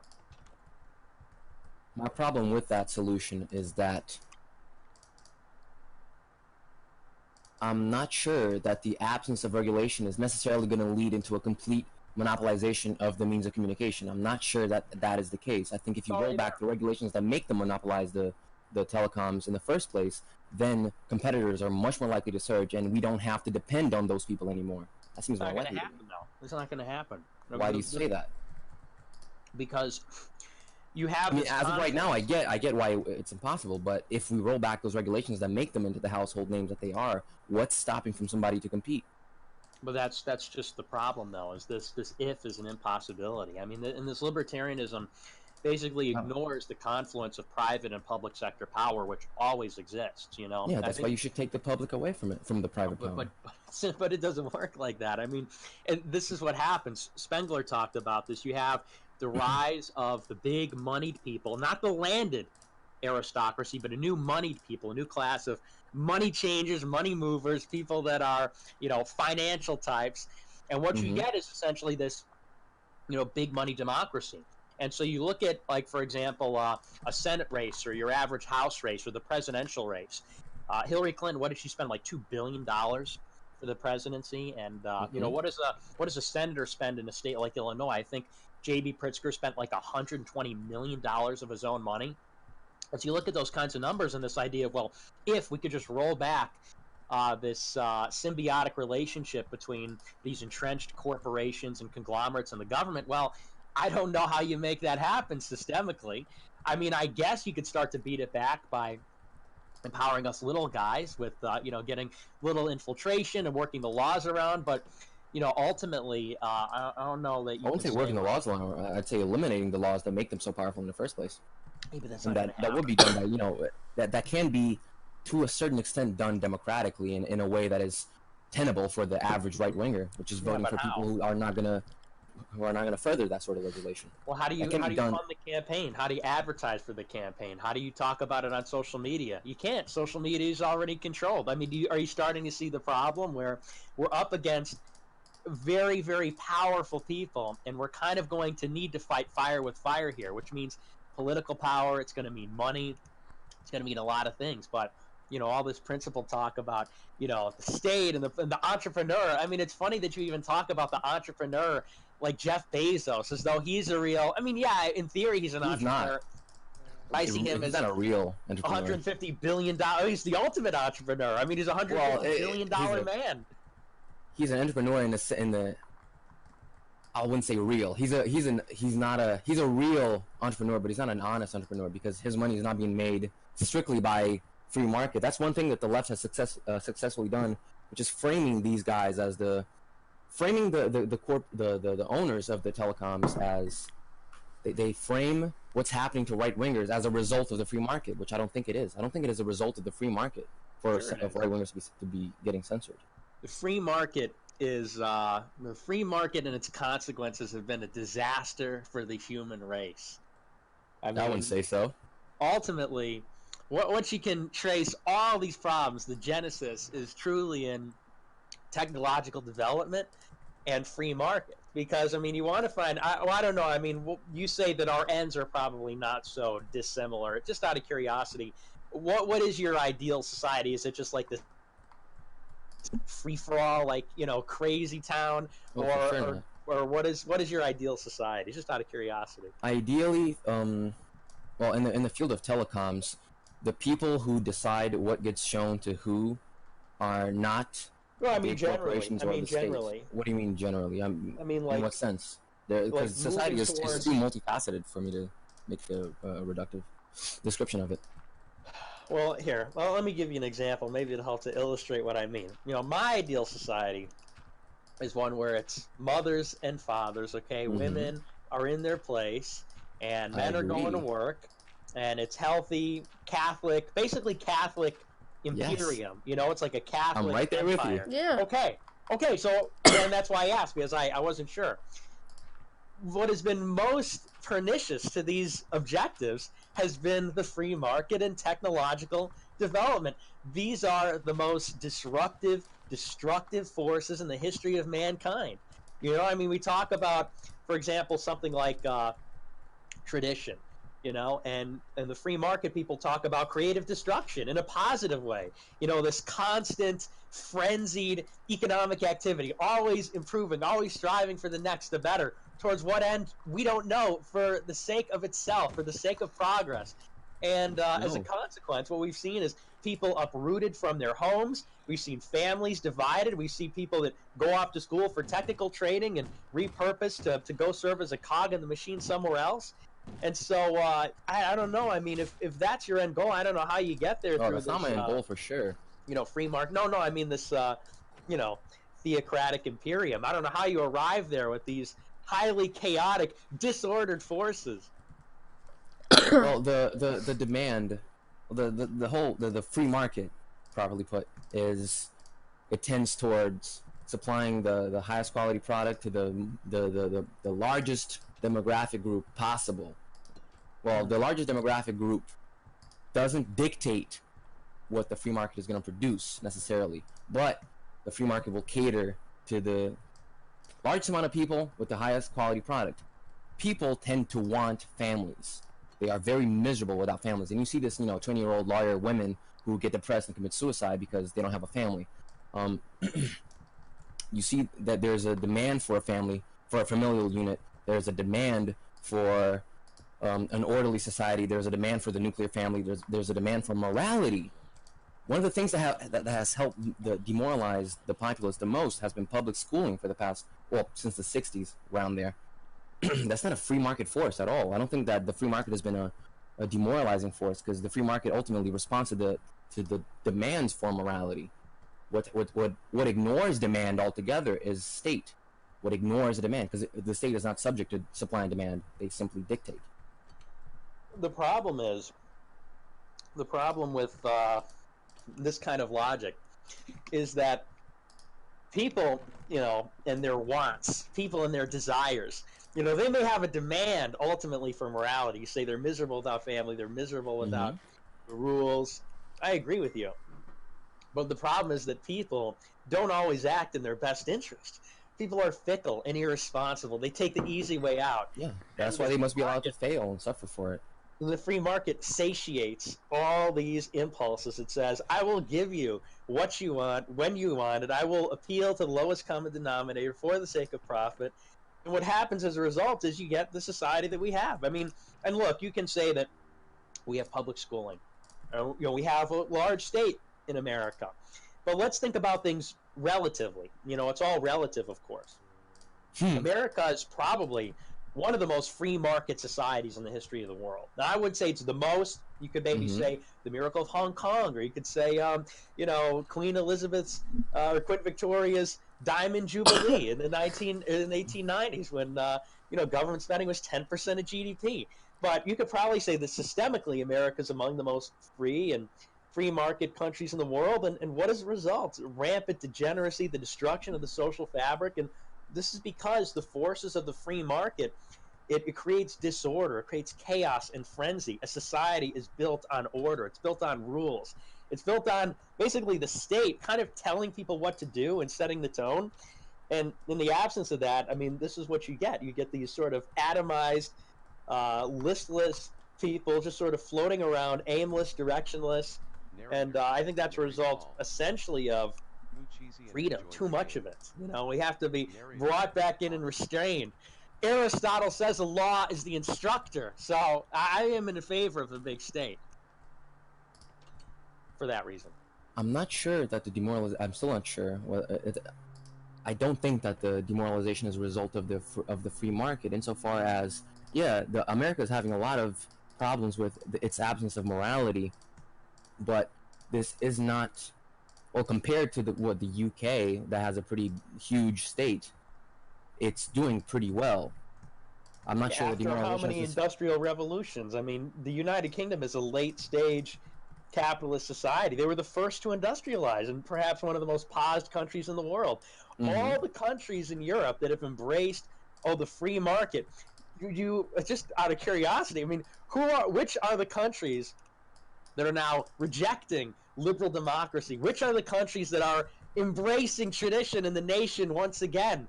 Well, Hungary, Poland, all the former communist countries, and all those countries had a big state, and all those countries continue to have a big state. They say that Hungary is a fascist country now. They say Poland is a fascist country. I don't say that in a necessarily pejorative way, but they have strong states. And I don't think that's a coincidence. I think, the Western society is in ruins because the free market destroyed it.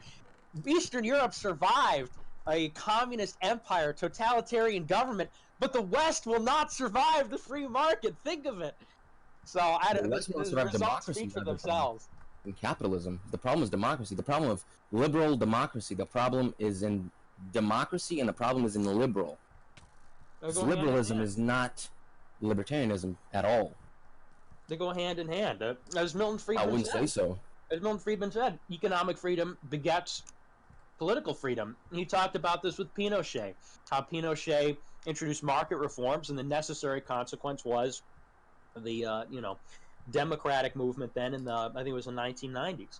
He said that economic freedom is a necessary but not sufficient component, but I mean, we can understand that it's the basis for the demand for political sovereignty. Of course, it's no coincidence that these things go hand in hand all around the world. I wouldn't say that liberalism is it's synonymous for sure. They both depend on capitalism, but they use capitalism as a tool to, well, you see this in neoliberalism is not the same as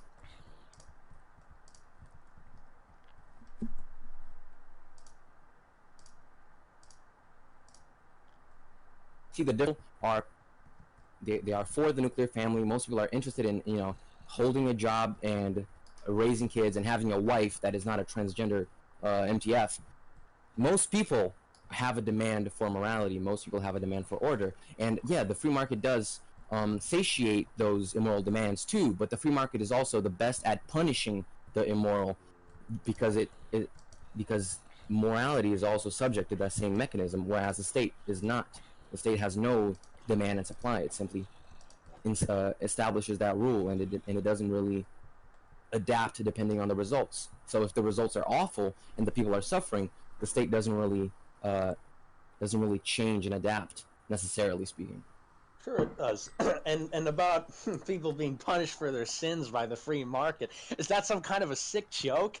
In the free market countries, the sinners are rewarded. They're given like every possible outcome. For example, homosexuals in Brunei are stoned to death. That's a punishment.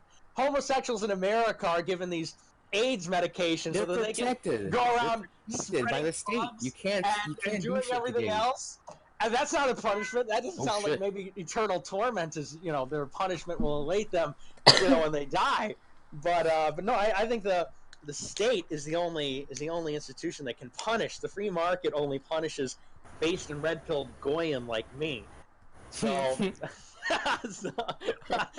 look, the free market is this connection between degeneracy and the free market is essential, because what is the ideology that underlies the free market? It's liberalism, it's individualism, it's the idea that each individual, well, number one, that the individual even exists, that there is such a thing as this abstraction of a person. I don't believe in that. I think you have men, you have women, you have children, and you have like the elderly. There's no such thing as the individual. But liberalism says, no, we're all individuals, and all individuals they have agency, they have autonomy, they have rights. They have rights, like I have a right to buy and sell in the market and things like that. And so I think it's the necessary consequence of free market ideology that you get all this kind of wacky and wild behavior, these ideas about, I want to be enfranchised and I want to choose and all these things. Basically, the assumptions, and even this was made clear by the utilitarians in the mid-19th century, people like John Stuart Mill argued for liberalism, not on the basis that, rights and things were good in themselves, but he said, no, we need things like free speech because we don't know what's best for people. Everybody knows what's best for themselves, and they can all experiment, and maybe you're going to find out a really great way for yourself to live, and everybody's free basically to try out and see what works. But we found that this experiment has failed. We found actually we know exactly what's best for people. People don't tend to create, these wacky and wild innovations that wow the crowd and impress people. People tend to do nothing but inflict suffering upon themselves. They fall into the same patterns of sin and folly that we have for thousands of years. So I mean, that's the real connection. There's individualism and degeneracy. We need a more relational, a more collective mentality that is based on your relation to your mother and father, your children, your family, the community, and yes, ultimately the state and the imperium and the church.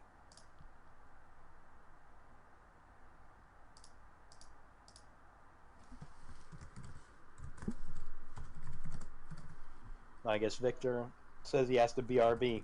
Oh, okay.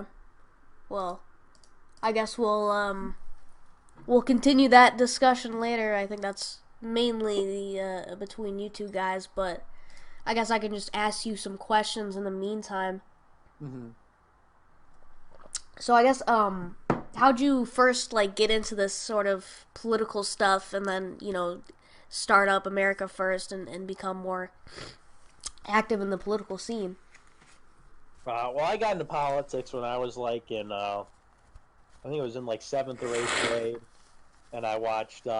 Do you know Uncommon Knowledge from the Hoover Institute? Sounds familiar, but I'm not sure. It's probably ancient by now, but it was all the rage, I can assure you, back in 2012 on the libertarian scene. I watched an interview with Thomas Sowell on Uncommon Knowledge, and I was hooked ever since. I was like, this guy is based, and he's got all the answers about the market. And so that's how I got involved in politics. And I started America First my freshman year of college in 2017. I got linked up with Cassie Dillon, kind of a long story, but I befriended her, and she got me a job at Right Side Broadcasting Network, which was they shot all the Trump rallies. during the election, and they started to do original content after he got elected. And they gave Cassie a show, and Cassie gave me a show, and the rest is history. That's interesting. So, yeah, that was another one of my questions. If you like attend college or still attend college, and what are your opinions about the, I guess, the current campus dynamics? I dropped out of college. I went for a year, and it was like I went to Boston University for a year, and the tuition there was like $65,000 a year, not including room and board. Fortunately, I got a like almost complete scholarship, but I was still paying like $15,000 per year when you add up all the other stuff, and or for $15,000 for the 2 semesters. And I was like, this is BS. I'm like, all the teachers are dumb. They're all making these like simple mistakes, and I'm not really getting anything out of it. So I dropped out and haven't looked back. Well, makes sense because, well, now you have this stuff as a job. I mean, are you worried at all about not being able to support yourself because of the, censorship that's been going on? Yeah, that's the fear. I mean, unironically, all this stuff about free speech and whatever.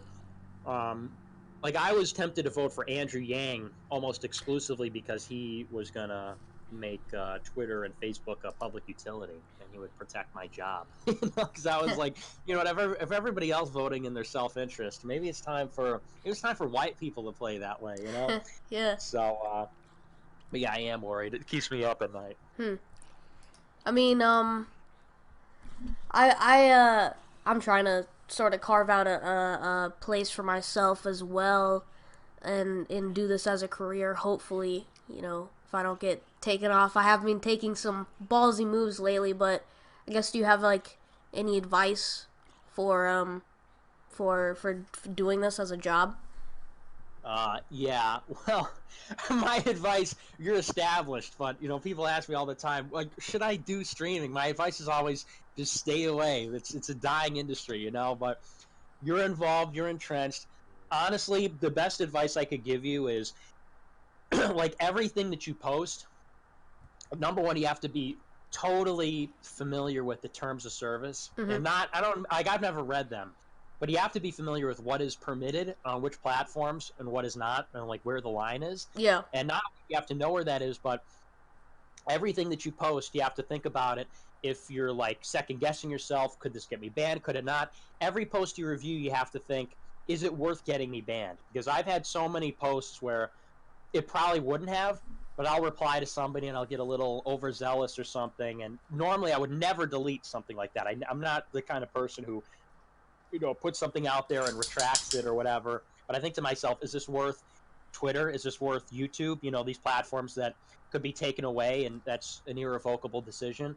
It never is. So that's probably the best advice. You always got to think, could this be the end of me? And then, is it worth it? It's rarely worth it. I mean, if you're gonna go down, it's got to be a pretty, glory-filled adventure. But I guess like the way I think about it is like if the worst case scenario is I set up my own site, or I go to a place like Compound Media or something, and that's always what I think about when I think of all this internet censorship stuff going on, is that it's always the opportunity that you can just set up your own website and host your content there. And I wonder what you think about that, if you think that's actually a viable option or not. Well, the jury's kind of still out on that at the moment. The problem is that, like I was talking about with your friend, there's the problem is the payment gateways. The domain registrars really won't bother you unless you're like Gab. You have 300-some thousand monthly active users. But the problem is that 92% of payment gateways online are run by PayPal, and then the next largest is Stripe, which is I think 2 to 3% of the payment gateways. So that's 2 companies control 95% of the market share if you want to have e-commerce at all. And if you get banned on both, it's kind of like your options are very limited. So I would say if you have a backup plan, obviously that's good. I've had job offers by a couple of different places that they say, you know, we would like to work with you and we'll start you on an entry-level salary. The problem is the backup options rarely pay well. You know, you'll be getting paid like what an average journalist makes, which is, you know, kind of trash. Mm-hmm. So there's not a lot of room. There's not a lot of options, not a lot of room for upward mobility if you take that route. And on setting up your own website, I mean, that's an option, but it's just another one of those things where if you get kicked off PayPal, it's like you're kind of boned, you know, you're kind of screwed. People, I'm back. Hey, Oh, okay. Oh, sorry. Had to take up from getting.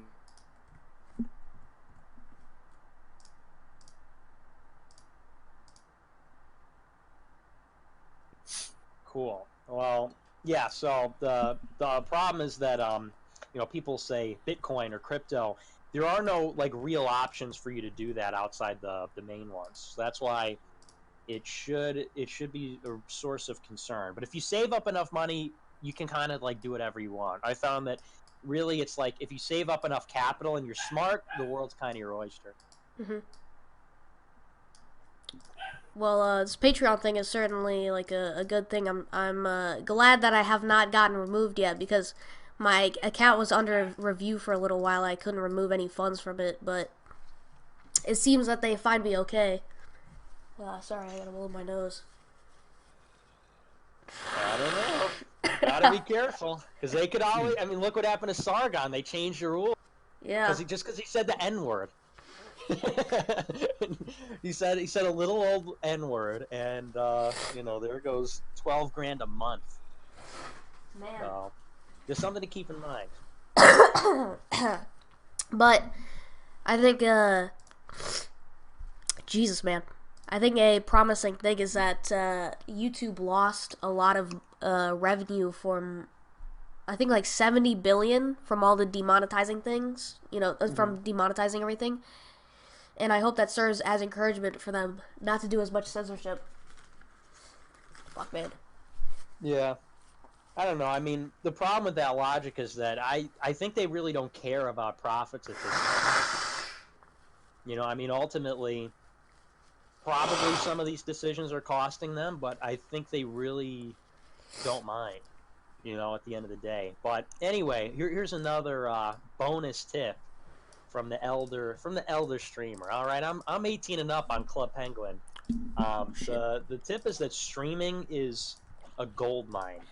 You know, people do. I was looking at the numbers, the money I'd be making if I was just doing advertisements on my show, and it would be just like a joke. Streaming combined with a some kind of a premium subscription, a package like that, is like people have. And you know, Jared Holt's probably watching this. Jared, fuck you. Okay, so I'm kind of like, I don't know if I should say too much, but that's really the ticket. The streaming, people don't know that, but that's really where it's at. Yeah, I mean, well, certainly raking in a lot of donations here. We'll read the super chats later on, but I guess we can continue where we left off with what you and Victor were talking about. Yeah.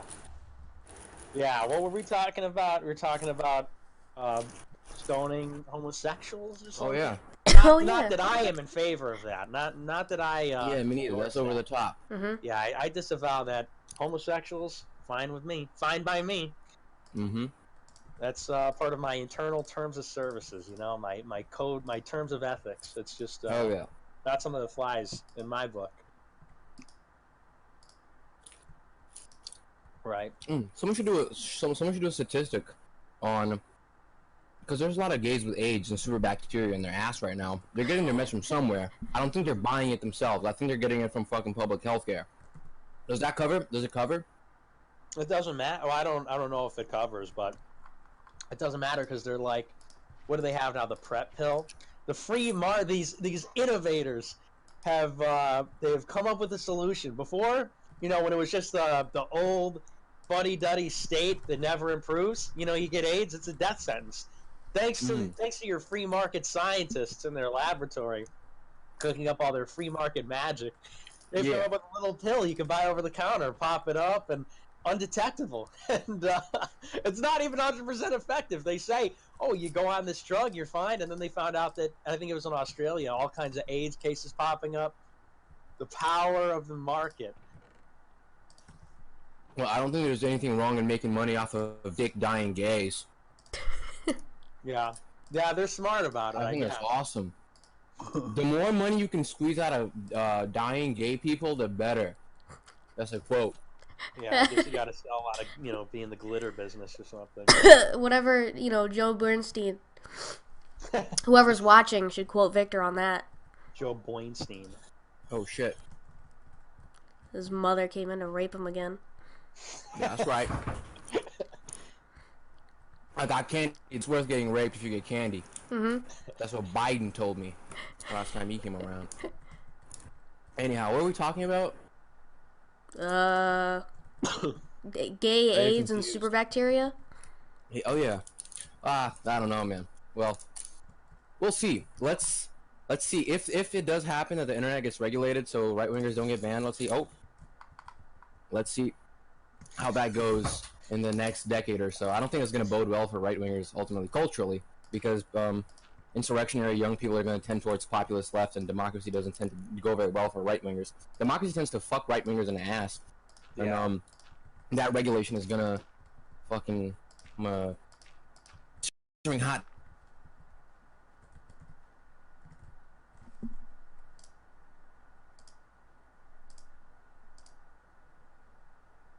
Or isn't. And they're probably going to be reading our Discord messages soon. They probably already are. Mm-hmm. Dude, Facebook is. I don't understand. What is this about? Like the private sector isn't doing this, like Facebook, and Discord's a private company, and I'm sure all these people are selling your metadata to. I don't understand what it is. No offense about libertarians, and it seems like they have a very healthy, fear and skepticism of government. But when it comes to the private sector, like, is that just a non-issue, or do you not see? Oh no, or maybe they that's suck. a problem. I don't want them to become big, because usually big corporations are a product of state intervention. I don't want them to become big mega corporations. I want them to stay small.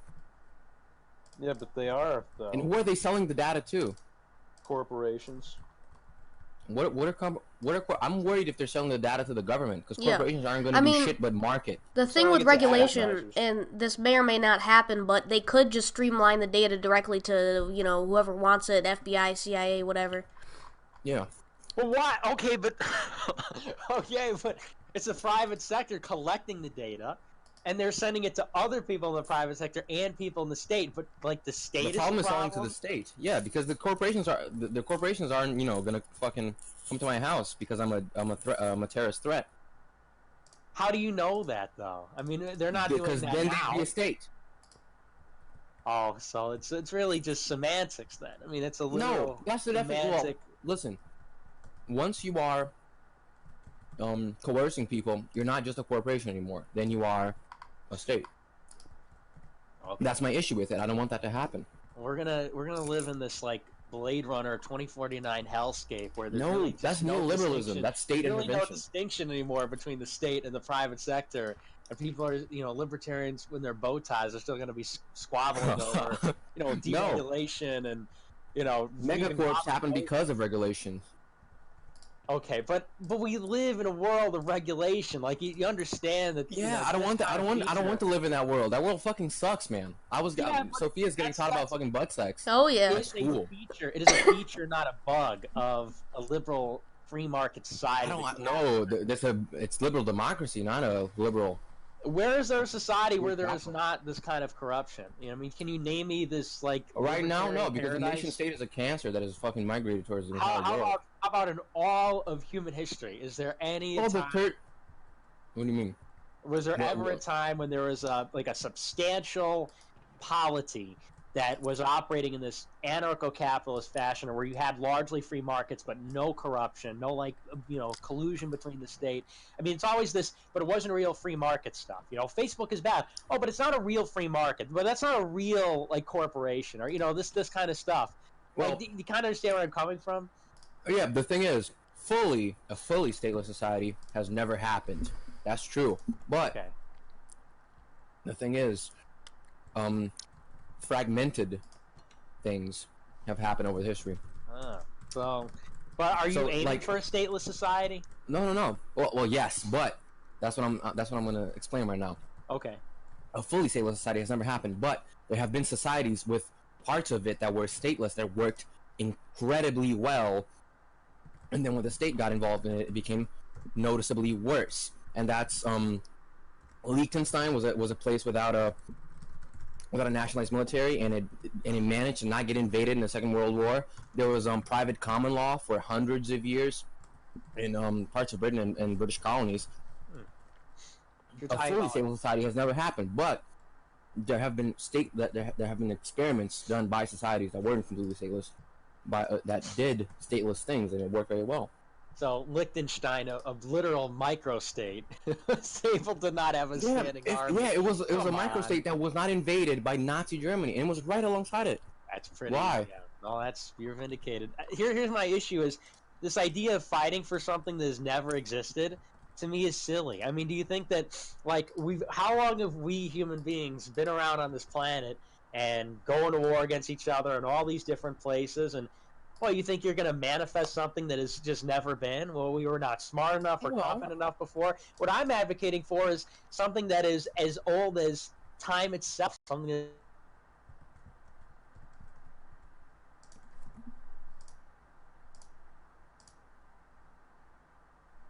I think the state is not as bad, but it's also an artifact of that of the past that should be no, the state is a permanent feature. I mean, this kind of like hierarchical organization and authority is part of. I'm not anti-hierarchy. I'm anti-unjustified hierarchy.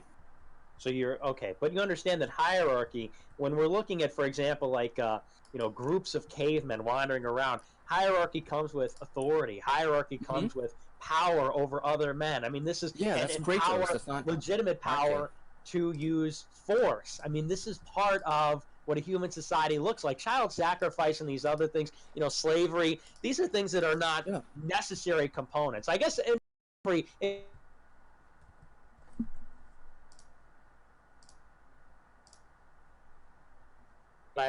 kind of is, though. Let's get real, yeah. So, I mean, and sacrifice, maybe it's not child sacrifice, but sacrifice is there. So, I mean, this idea of progress, that we're going to root out... Yeah, I don't want the abolishment of force. I want the abolishment of coercion. That's different. Force is important. Force is necessary. That's Kratos. How do you differentiate force and coercion? Well, because force can be justified, but coercion is not. I mean, if you use force in self-defense, or if you use force to defend your family, or if you use force to punish a murderer, no problem there. No problem there. But if you force people to pay for their health care, that's unjustified force. Can you coerce people, like, to not murder other people? Like, if you have something? Thanks. So yes, of course. Is justified? No. What? The problem is, you can coerce people into not committing murder. That's right. But you can't coerce people into pay you to protect them from murder. That's different. But coercion is a necessary feature. I mean, we have to have rules. Well, I suppose I used the wrong word, but there is unjustified coercion. Okay, so it's you understand that these things cannot simply be like. I guess at the end of the day, the problem is that people are bad sometimes. People are evil. People also make decisions that are not entirely rational, and so you need basically a state to kind of keep everybody in check. Governance, you need a state. Yeah, you need a state. I can stop people. I can use force to stop people from committing murder, but I can't use force to force people to pay me so I can protect them. That's what the mob does. I'm not for that. The mob was great. The mob was actually very effective. Some say more effective at protecting and helping people than the state. Oh yeah, that's right, because they were more localized. But that's the thing; it tends to grow. So eventually, the mob will become just like it. I mean, look at Mexico right now. That's what's happening. That's what's happening there. What was it called? Something de la muerte, something like that. They essentially fucking kicked the state's ass at doing their job because they were better. So you're saying that? But I don't like that. I don't want the state. I don't want fucking muerte man fucking taking care of my community. I don't want that. So you can coerce people to not murder, you said. You can do that, yeah, but you can't coerce people to pay you, so you can. So does that not then make you a state under your definition of a state? Why? Because that coercion is justified, and there's a morality there. What's justified? Well, you can derive it rationally. How? Because once a person is attempting to once a person is a murderer, they violated somebody else's self-property, or when they're aggressing against somebody else, they're violating self-property. At that point, they've inquired a responsibility towards that person, and he must be punished. That's an issue of that's punitive law rather than. Well, why? What is this law? What if I'm a barbarian? I don't care about your laws.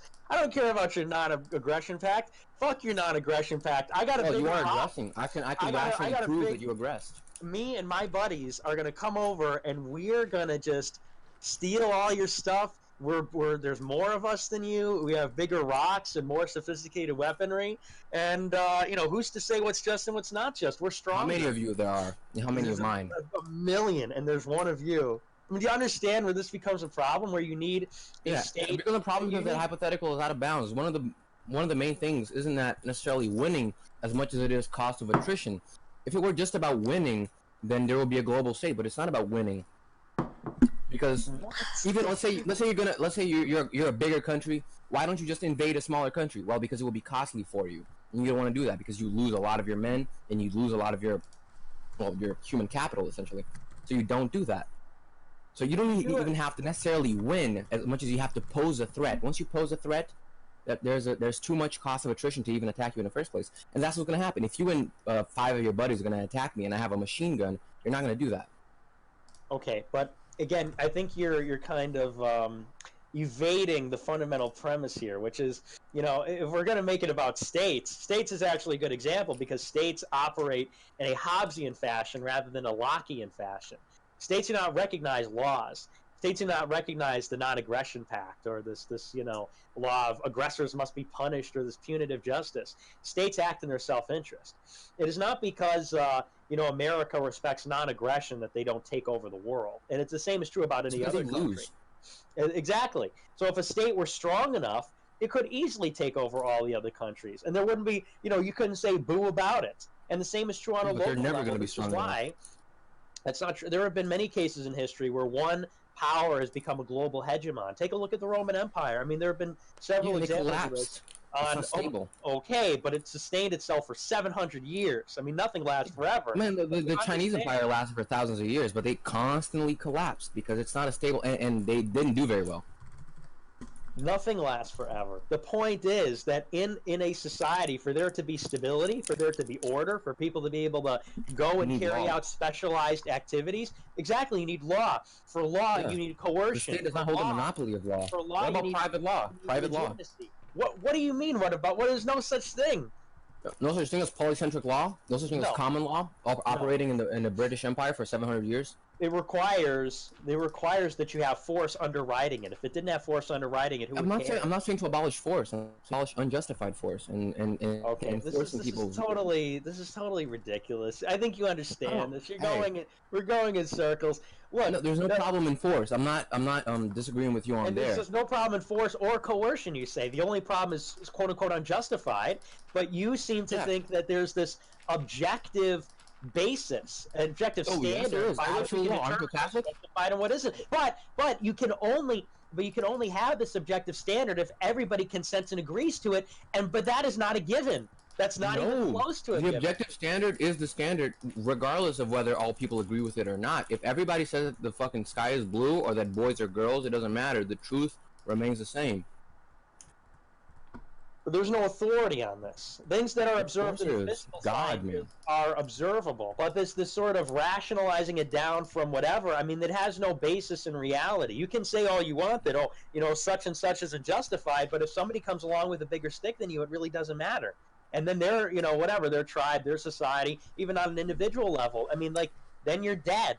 Okay, I mean, do we want to be dead? Do we want to say, oh well? What makes you think that we will? I mean, we are a pretty moral society, and we haven't been toppled for a little while. Morality, we seem to be tending towards morality over time. Yeah, we're tending towards morality. We look at the last 100 years. Really, we look at the past. We used to have slavery. We used to have child sacrifice. I mean, it was way better in the 13th century, but. What used to be worse before that? Come on! If you're trying to argue that we are a more moral society in the year not right now, no. 2019, then what are you talking about? No. Well, I'm talking in too bland historical terms, but certainly the 13th century is better than minus 2000.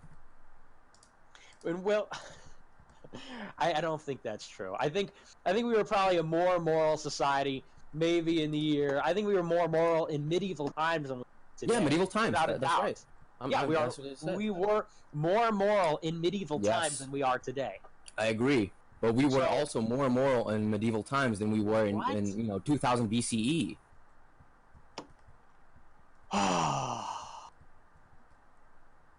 Would you disagree that we have a natural tendency towards morality? No, I don't think there's any. Okay, that's what I'm saying. Thing. That's the only claim I'm making. I'm sorry if I misconstrue myself. Your claim is that there's a natural tendency towards morality, correct? Mm-hmm. That's obviously not demonstrable because, as you say, it fluctuates. It also varies. And also, what is your definition of morality? My definition is Christianity. Yeah, my me definition too. is Catholicism. Okay. So how do you have cavemen adhering to this morality prior to Christ? That depends. If they're not aggressing, then they can certainly be talked to. If they are aggressing me, then I teach them morality by defending myself. And what does biblical prophecy say about morality? Does it say that we tend towards this completely enlightened it says state that and then it's game over? Or does it say that it gets more and more? There's a lot of different prophecies on this, but I think if you know the most legitimate one, the book of Revelations and eschatology, it says we get to a point where it's like Satan is running the show and then Christ has to come back. So it's actually probably the converse, right? We're tending towards immorality. I mean, if that's the data point that we start out, Christ comes, we know that in the past we had a Catholic imperium, and then we know the end point is Satan. I don't think we can draw a trend line that says we're headed towards more morality, can we? Well, that's the thing. It's also said that the rules of God are printed onto the hearts of men. I don't know what saint said this. Might have been Alphonse Liguori, but I might be wrong on that one. Anyway, it certainly seems likely that we're tending towards Satan running the show, but I think that's going to be a global state. That's what it's going to look like. The Antichrist. But you're conceding then. But you're totally pivoting away here. You said, well, we are headed towards a more moral society. You're like, well, maybe we're not, but it's because of the state. No. Anyway, we as humans, we as men, all Catholics have a tendency towards morality. That's what I meant. I correct myself if I said that wrong. We as humans have a natural tendency towards morality. That's what I meant. No, we don't. If anything, it's the opposite. Man has fallen. What are you talking about? Man's tendency and inclination is towards sin. Yeah, but the rules of God are printed onto man's heart. Yeah, we have a conscience. We know them. Yeah. But the impulse and the tendency is to betray them. That's the... What is Adam and Eve all about? The natural tendency is to obey. We are imperfect, but we are conscious. We are choosing not to do that overall. So we tend not to. We tend towards. We have tendencies to do evil too, but we're not doing evil all the time, are we? For the most part, we're not aggressing against anybody. For the most part. And anyway, okay. So all right. And anyway, the Catholic. I don't think I disagree with you that much. I don't know. I mean, you got somehow we do though, because you're talking about the stateless society. I'm talking about a Catholic imperium. I'm trying to figure out where in the Catholic worldview, where in the Catholic metaphysics it talks about statelessness and non-aggression. I can't find it. Where did Jesus Christ talk about non-aggression or statelessness? If anything, the whole Bible is. Where did Jesus talk about non-aggression? Jesus didn't talk about that. David. I think God revealed that in the fucking. Yeah, where did he reveal non-aggression? When he went around and when he killed all the people in like the third book of the Bible. Well, God isn't a man. The first chapter of Leviticus. Yeah, it says in the Bible it says don't kill, but it doesn't. It says don't murder, right? But it doesn't say don't kill, right? I mean, clearly people kill all the time in the Bible, and it's fine. God ordered the tribes of Israel to murder all those people in the book of Leviticus. So clearly, I mean, it's not against killing. It's this unjustified I'm not idea against of murder. killing either. I'm against murder. I'm just how do you extrapolate that to the non-aggression? How do you extrapolate this to again the stateless society based upon the non-aggression principle? It's a one-to-one thing. It's okay. It doesn't say don't kill. It says don't murder, right? So there's a discernment there. There are moments where killing is justified. It's the same thing with force. There's nothing wrong with force in and of itself, but there's an application of it that is immoral. So the state's application of force is immoral. Not always. The state can do things that are good. What? Like if it kills a murderer, the state can do that. The state can punish criminals. But the state's But the state also does unjustified. It also uses force in an unjustified manner simultaneously. So is the state's existence immoral? Yes, because it depends on the threat of murder to exist. It depends on the threat of murder to exist. It depends on the state threatening to kill people. Yes. Okay. So if they're going to collect taxes and you refuse to pay taxes, and then they're going to repo your stuff and they're going to arrest you and prosecute you for tax evasion, and you resist that arrest, you're going to get killed. That's the threat of murder. So it's distant, but it is there. We're talking about justifications. We can always go back to justified, not justified, and you say you want this. I don't understand. You say you want, because I said I want a Catholic imperium, and you agreed with me, and a Catholic empire. So I just don't understand if the idea of the church and the idea of the Bible and the idea of God is that we have a kingdom, we have a king, and everything flows down from me. Aquinas says this, and all the major theologians say this, all the church fathers say this. I mean, where exactly do you find in the literature? I wouldn't say it's a very consistent thing. I mean, Thomas Aquinas argued that Thomas Aquinas is another saint, and Thomas Aquinas is a very important theologian and saint. That he said he argued against the prohibition of prostitution, but he never said that it was immoral. He just argued against the prohibition. You see how there's I understand that, but did Thomas Aquinas ever call for a stateless society, or did he not specifically? But I'm. Did he talk about a state that was had components of monarchy and aristocracy and democracy? Because I'm pretty sure, if you look at what Aquinas said, he never, in no ambiguous way, did he even remotely say that we should have a stateless society. Nobody has. That's a very modern invention. So all this talk about justifications and Catholicism, I'm scratching my head. Where do we find this? What authority do we derive this from?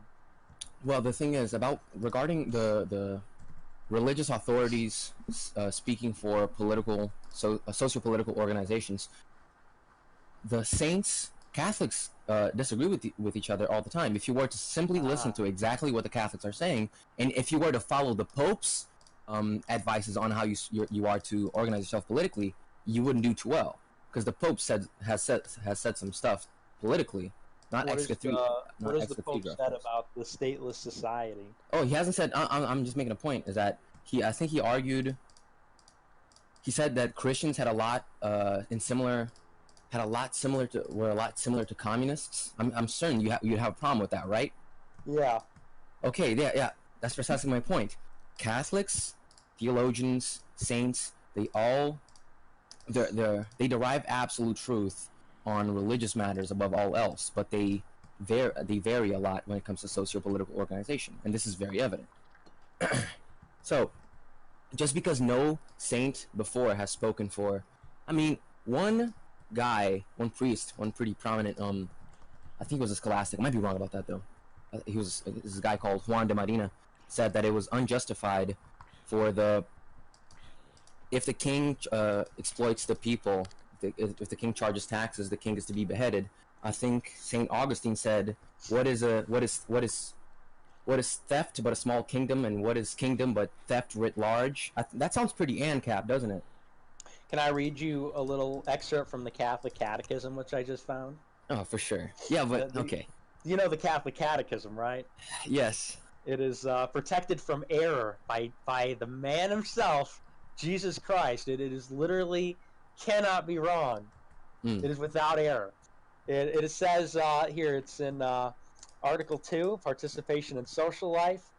It's from excerpts, or I don't even know what they're called, but it's from 1897. It says, human society can be neither well-ordered nor prosperous unless it has some people vested with legitimate authority to preserve its institutions and to devote legitimate authority. The key word is legitimate. Hold on. And is necessary to work and care for the good of all. By authority, one means the quality by virtue of which persons or institutions make laws and give orders to men and expect obedience from them. every human community needs an authority to govern it. The foundation of such Yes. But there was the authority word lies legitimate in there, human Nick. nature. It is was necessary. legitimate. Wait. It is necessary for the unity of the state. Its role is to ensure, as far as possible, the common good of the society. So, I mean, and we could read the whole thing, but I mean, it's very far from an anarcho-capitalist It perspective. demands for a legitimate authority. I have no problem with legitimate authority. I have a problem with illegitimate authority, and the So what do modern you state see as certainly seems that legitimate way. authority in anarcho-capitalist One that state? does not collect taxes forcefully from its people, from its So, populace. so I'm still lost. Are you in favor of a state or not? I'm in favor of legitimate authority. If I pay if me and my community decide that there should be, if we're gonna pay for an elite to protect us. What do you call? What do you call that? What do you call that though? Well, I use it in a military sense, but if you pay for a group of people to protect you, and they can set the rules, Oh, come on! you're paying voluntarily. You're paying voluntarily. That's the difference, Nick.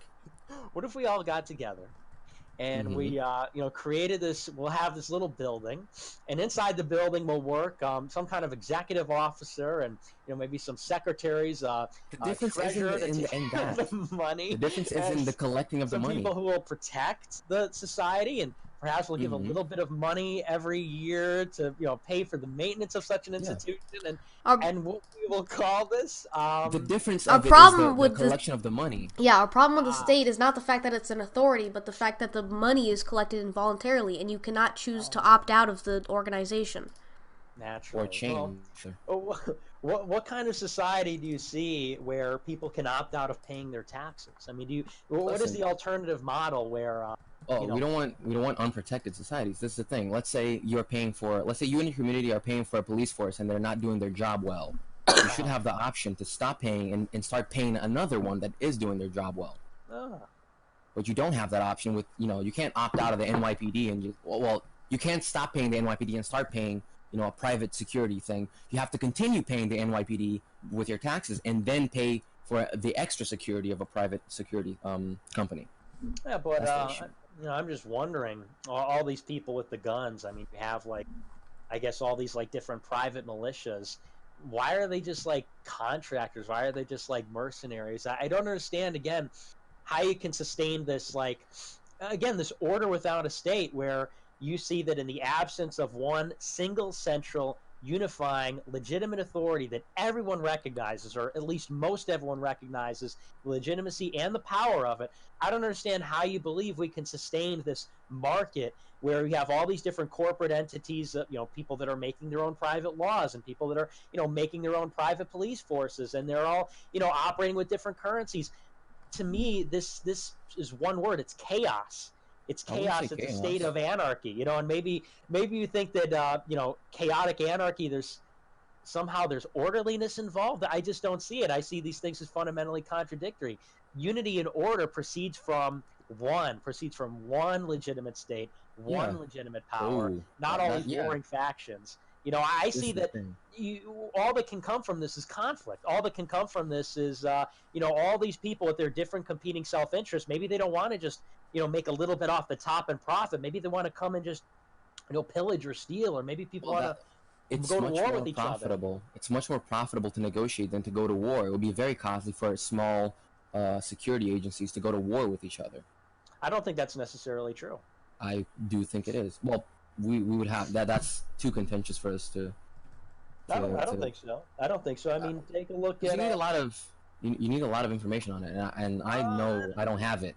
I know I don't have all that on me, and I think we could do just a very simple thought experiment. I mean, the moment that any given police force becomes more powerful than another police force, or more powerful than the people it's representing, it can simply take from them. It doesn't have to worry about a fair and free contract. It can simply take from them. You have this idea of why should there be all these? Why wouldn't the other force resist?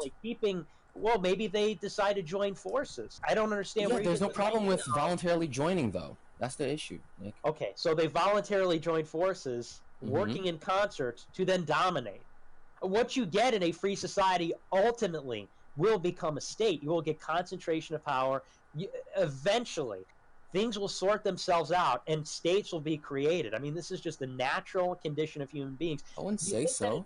you think that it is an inefficiency, or that it is a moral failing that we have not produced, any kind of continent or country or empire or anything like that that has, what you're describing? I don't think that's the I case. would say it is. Because I would say it is. these institutions are basically baked into our nature. I call it evolutionary psychology, call it, design, whatever you want to call it, but we have always organized ourselves in these fashion because it tends to be the most efficient. It tends to be the model that wins out and survives. I mean, take a look at our country when we were just, very, very different states. We were in Articles of Confederation. How did that work out? Well, the modern nation state has only existed for what, 400 years? I wouldn't base an argument about human nature on something that has existed for such a short period of time. And I do get your point about what preceded the nation state, though? Was it, autonomous, free society? No, it was monarchy, and it was much better than a nation state. It was much freer too. But what is a monarchy? A state? Yes. Okay. So, but it is preferable to liberal democracy, however. I agree, but fundamentally, we agree that, you say, well, you're basing it based on the last 500 years, but you admit that states, the modern state, nation state. Yeah. So, are you against the modern state, or are you against states in general? I think that the monarchy is preferable to our current state, and there is something that is preferable to monarchy. So, I mean, I agree about monarchy being preferable. You're not. We haven't been arguing about a monarchy. I think it's possible. Society. I think it's possible you say that a state is immoral. So if it's unjustified, a monarchy, hey, it may be better than democracy, but it collects taxes, man, and that's not okay. So you can't be for its existence. No, I'm not for it. I'm not for it. But I'm saying it's we have to destroy the monarchy. Well, okay. Not all evils are equal. Small theft is not as bad as a rape, for sure. So I don't know. No, I'm joking. Not all evil is equal. I have problems with the monarchy. I think it's immoral too, but it's certainly not as bad as a modern state. If I had to choose between one or the other, I prefer the monarchy. But they're all immoral, right? Yeah, but one is less than the other. That's what that's the point of it. But a stateless society is completely moral, correct? The people of that stateless society aren't necessarily moral, but the society is organization. Moral. The organization is not coercing anybody. That would be moral. Yes. Okay. The people aren't necessarily. If we're in a monarchy, let's say we're in France, the year 1789. Well, you're against the monarchy, right? I mean, the monarchy's immoral. It's all you know. We have to be against it. We have to oppose it. We're in favor of the stateless Depends on what you want to replace it with. Depends on what you want to replace it with. The stateless society. Yeah, I think there is a possibility that we could replace it with something better. We want to. What do you mean possibility? We have to do this. The state is collecting taxes. This cannot stand. Yeah, we have to do it. This is immoral. It is imperative. Okay. Mm-hmm. So I mean, I don't even know where. Finally, I got you to agree with your own thesis. I don't even know where we were before. Well, we said that the empire and the monarchy predates the nation state.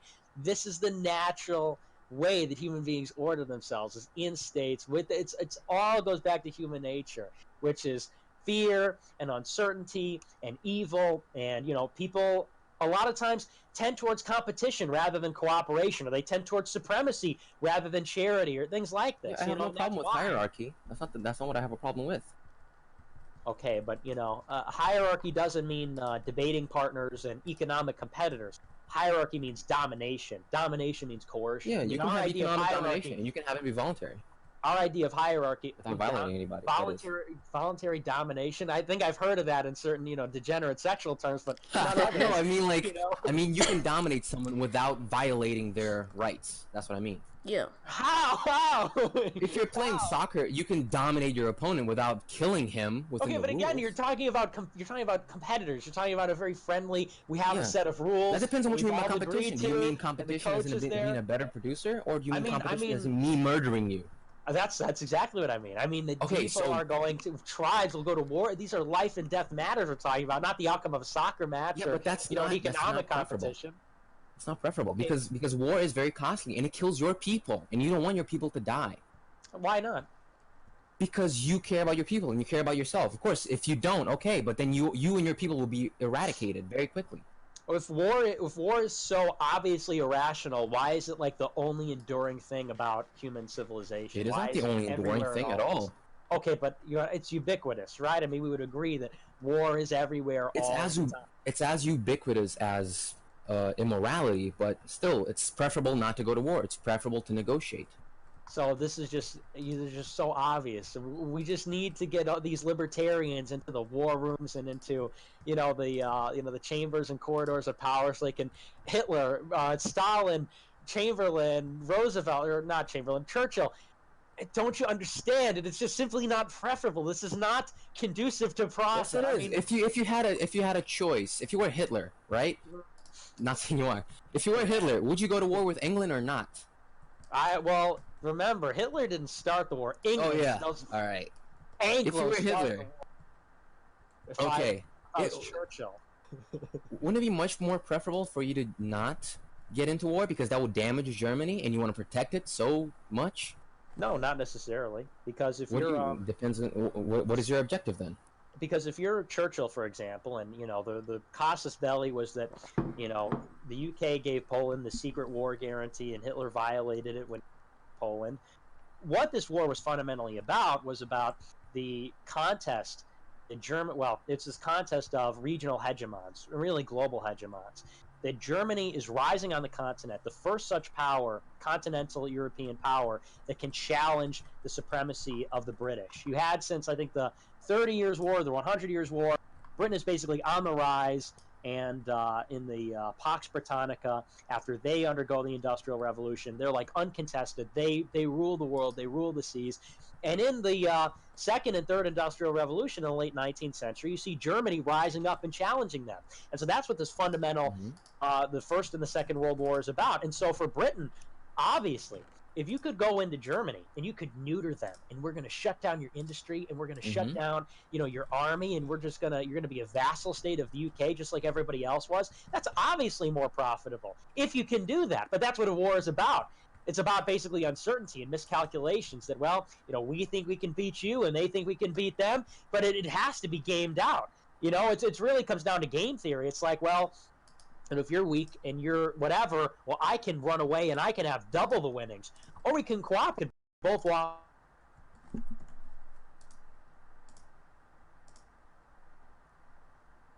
But that's really where the state and warfare and all this stuff lies, is in that uncertainty, that human nature, which is this sort of thought process that's always going on, this calculus that's always being created between opposing tribes and various polities, groups of people. And that's why this idea of, what if we just all cooperated? It's a rejection of human nature in the same way that the communists do. The communists reject selfishness. They say, if we all just had this stateless society, we just share everything would be okay. And the libertarians in the same way say, if we all just stopped our competitive tendencies, our urge to dominate, to dominate another person, not only beat them in a soccer match, I mean, like, take their shit and like totally run the world, then we could all just have a great time. But it just seems like we can't do that. And maybe that's not something that can be improved. Maybe that's just a fact. I have a suspicion as to why war, if you are part of your community, if you have no rulers, you don't want to go to war because that would damage you and your community. However, if you are a politician and the people who are going to go to war aren't you, it's going to be a bunch of young men who you're going to conscript and force to go to war, then it's not costly. Then there is no assessment of the costs. So if it benefits you and your buddies, you don't give a fuck if a bunch of young 20-year-olds from far away but still in the country are going to die. You don't care.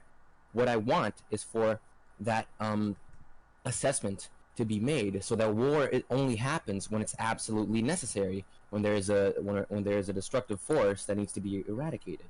Now, why should go ahead. All right. So with a politician, with a political elite, that incentive is not there, because they're not going to be the ones going to war. They're not going to be the ones suffering. If you are part of your community, however, you don't want to go to war because you don't want your community to be hurt. You don't want your families to be hurt. You don't want your friends to go to war. Yeah, that's just not true. I mean, I hear that a lot from like Ron Paul.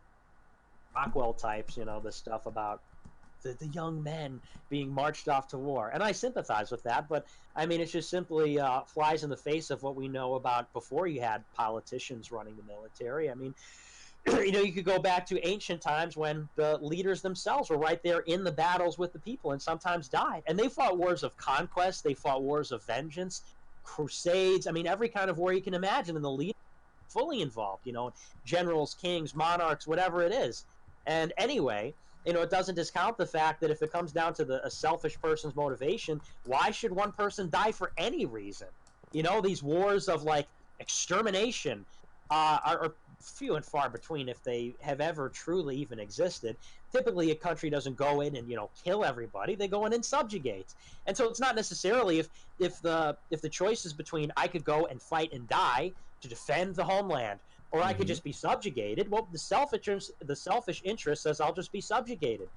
So this idea that only in the just wars, only in the wars that are absolutely necessary.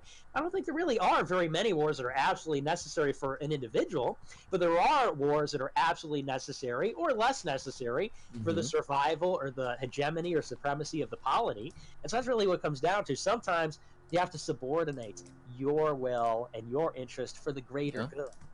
I have no problem with that. The thing is, it seems that the incentive to only go to war when it's necessary becomes lessened once the people who are going to have to go to war are not the ones who are going to start the war. It seems that incentive will change. That's my point. That's why it shouldn't be on the hands of some paper pushers that don't care about the people of the country. It shouldn't be in the hands of George Bush or anybody else really, to whether their youth is going to go to war or not in the Middle East, because they don't have skin in the game, so to speak. Well, who should make the decision then? The people themselves. So like we're all just going to get together and say, hey, let's create uniforms and we'll get guns and we'll have tactics. And I mean, it's just this kind of militia mentality just seems to me sort of unrealistic and impractical. We're talking about great empires and nations, and what's America going to do? They're going to say, hey, everybody, want to go to war against this country? What do you think people are going to say? In just about any major war, and in a lot of wars, we have an all-volunteer military, so that kind of defeats that whole argument. Maybe if you had a draft, but we're talking about an all-volunteer military. Don't those people, by signing up to be in the military, aren't they saying, I will subject myself to the whims of the paper pushers? Because that's not what they think. They think they're serving their nation. But do you think the fucking wars in the Middle East were serving the nation? So they have no agency, but they believe that they're serving the nation. Do you believe that the wars in the Middle East were serving the nation? Well, they're ultimately serving the state. I mean, they don't take an oath to obey the national interest. They take an oath to obey the state. I mean, that's ultimately, you don't go to boot camp and they say, remember, you take orders from the American flag, or this. Yeah, but that's not the point. Of the American interest. They take orders from a higher up, and so on, and that's what they subordinate themselves to. They know that Vietnam happened. They know that the Gulf War happened. They know that that Kosovo happened. And if they don't, then they have no agency, and therefore, why should they be making decisions? Yeah, but their motivation is fundamentally patriotic. It's not for George Bush. No, it's not. Isn't. No, it is. For a lot of them, it isn't. But anyways, even if it is, then they're ignorant. Obviously, if you're saying, well, they have the right intentions, but either they don't have enough information or whatever. Well, so you're saying they're sacrificing their life for something they frankly don't know enough about. And if that's the case, what you're saying is these individual consumers and producers, these autonomous actors, they lack agency. They cannot make. They don't lack agency. They lack information. They're not. This whole rational price theory, neoliberal mentality doesn't work. It doesn't apply. Of course, they lack. You said yourself, they think they're going to do something else, but actually, it's a totally different system. And so we have to entrust these people to go to war. If I'm going to serve the nation, totally doesn't know what happened in Vietnam and Korea and everywhere else. But we're going to trust these people with geopolitical decisions, like when and where to go to war, and what's proper. Not the soldiers themselves. You can have. Well, then who you just said? It's got to be the men that are in there. It's got to be the men making the decisions. There is hierarchy within the military, isn't there? So it's the generals and the officers. that are making the decisions. That seems closer to what would happen. Yeah, not the soldiers themselves, not the. You don't think the generals and the officers give any inputs? What do you mean? They do. You don't think, strategy. They George W. don't Bush is in decide there who they're alone? going to go to war with. They don't? I'm pretty sure they... That's not them, is it? Right now. Yeah, it is. And do you think Donald Trump's making the decisions about the military? Do you think the Pentagon? Do you think the Pentagon, or do you think Donald Trump is deciding what happens in the military? From what I know, I may be wrong about this. I'm completely open to that possibility. But the generals and the men within the military, they obey the orders of the political elite. Do they not? Or do they decide for themselves who they're going to go to war with? It is literally the opposite.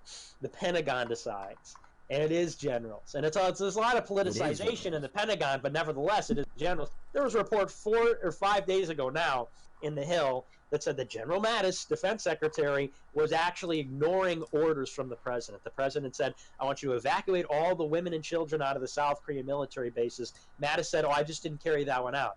Trump said, I want a gathering at Camp David of all these intelligence people and so on, so we can talk about North Korea. Mattis just didn't call the meeting. And this was like a routine thing. And then, Barack Obama ran on ending the war. Did he end the wars? Trump ran on ending the wars. Did he end the wars? Okay, so the generals... And anyway, this just the goalposts are just... I feel like I'm on quicksand. I'm getting seasick of these waves undulating under me. It's like, first it's, war is totally irrational. And then it's, how it could be more irrational if the soldiers are making the decisions. And it's, actually, the soldiers are fucking idiots. They don't know what they're talking about. No, I didn't say soldiers. Don't put words in my mouth. I did not say soldiers. What did you say? You said it was the young men and women who were actually going to die. I said not the state. People would do that. People why not the state as an entity. Pretty sure you said the men. I did not say soldiers. I know that I didn't. You said the people who were going to die. That's the soldiers. Who have skin in the game. That was what I... So who has... The generals have skin in the game? Does generals have skin in the game? What's their skin in the game? Do they? Are the generals on the front lines? How do they come to power? How do those people come to power? Yeah, well, they fight. But they're not fighting... I mean, a general doesn't fight in the war that they're commanding. Not directly. You think General Mattis, who's the defense secretary, do you think he's in the trenches with these guys? No, but that's precisely the issue. How do those people come to power exactly? What about Petraeus? Yeah, they fight in the military. Is that how they come to power? Yeah. And a general, how does a general rank up? Yeah, they're soldiers, and then they work their way up. But a general like Mattis, you're saying that they have to have skin in the game. Yeah, they had skin in the game. But what is, General Petraeus in Iraq? Okay, what is his skin in the game that he doesn't want to, go to war? What is his skin in the game? I concede. You are right in that point, and generals shouldn't be the ones deciding that. But then... So who? Who? Because, I don't think either of those are entitled to make that decision. Because soldiers won't make the decision. Generals will make the decision. That's an issue. I don't know. Will make the decision. Who makes the decision? Nobody makes decisions. I'm conceding the point. Okay. I don't know about that, and we'd have to figure that out. I don't know. An issue. If only, it is an issue. I admit. If only we could delegate these difficult decisions to qualified men who could rule over the land. And, well, how do you decide who's qualified? Certainly, electing them doesn't work. Yeah, I think you could have a monarchy. I get why. I get why. Aquinas says we could have a state first and foremost, but then you could have a monarchy and then an aristocracy. You could have all kinds of components in it, but you have to admit, state's got to be there, baby. We got to have the state. I used to be like you, but now I love the state. I want a big shirt that says "I heart the state." Have to have it. Do you consider yourself right wing? Yes, for sure. Then you have to worship the state. You have to read Schmidt. I don't. I worship God. Okay, but you have to worship the state too at the same time. No. Man-made authority. I only respect God as an authority. No man. Don't trust no son of man. I agree with that in a very conceptual level. But as we exist now, we have to be all about guns. We have to be all about the power, man, in the country. That's politics, baby. I get you. I certainly get you. Somebody in the chat's calling me cringe. You're cringe. We've been keeping a pretty high viewership the whole time. I'm glad people are interested. was a good discussion. Yeah, I like talking to you, Nick. I like talking to you. You're cool. You're honest. You're on. Debating you is refreshing. Debating Destiny. I know we can all. God. No. We can all agree we don't like. Admit. Well, it was the military, but so there's something there. Yeah. Right, Sophia, is the stream still working? Yeah. We'll be going for about 3 hours. I'm gonna take a quick bathroom break. I'll be right back, and then we'll read all the super chats. All right, awesome. Cool. Yeah, that Destiny guy. Not a fan. Not a fan either, man. I called in and I said some funny stuff to him. Yeah. Did you see that? No, I didn't actually. Was that on Ralph Retort or was that on? Yeah, that was on the on Sophia's debate. Okay. Yeah, I only caught like a little bit of it. Well, I called up there under the name Thomas Aquinas and said some stuff. What'd you say? Oh, you gotta watch it. I cannot even remember what I said. I'll have to pull it up. I was like, Soph was killing me on that debate. At one point, she said, because I had seen Soph's stuff, but I didn't know it was the same person. Like, I couldn't put the name with the videos that I saw. So I was like, oh, this 14-year-old girl is debating Destiny. Okay. And at one point, she goes, "You're straw manning me there, Bonnell." I just died.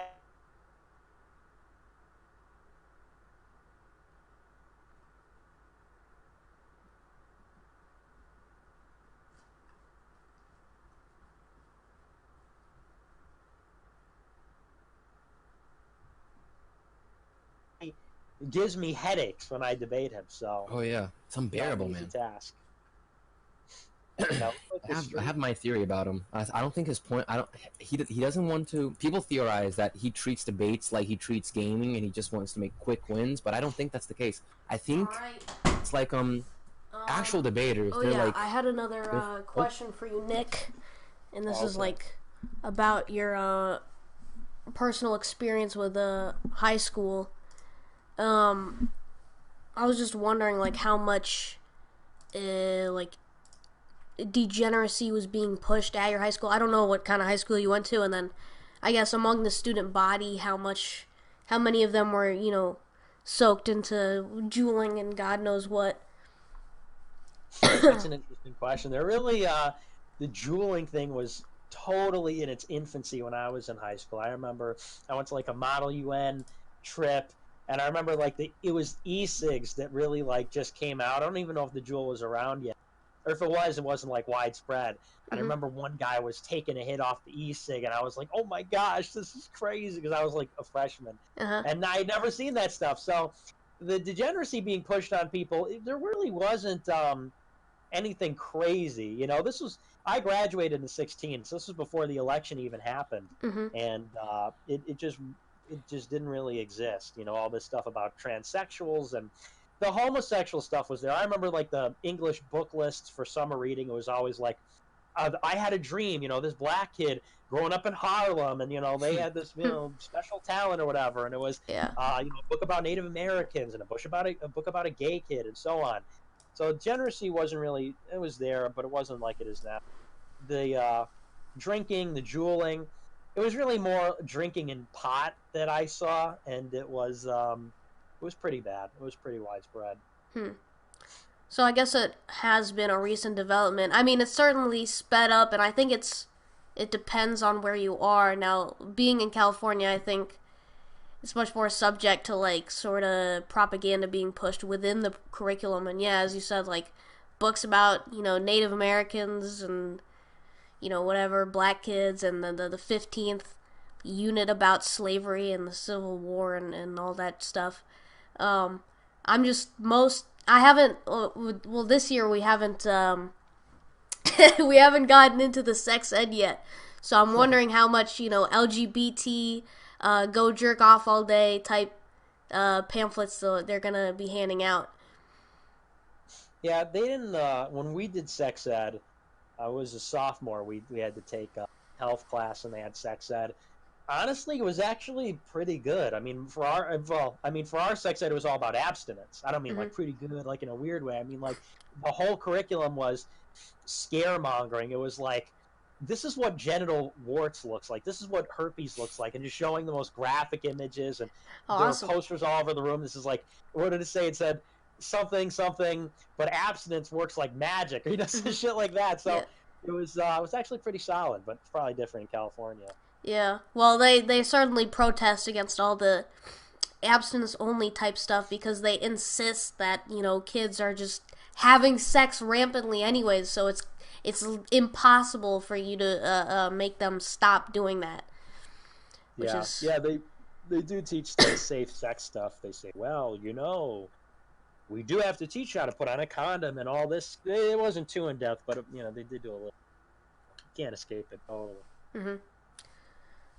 All In your right. absence, me and Nick were talking about how Destiny argues, and I have my theory about that.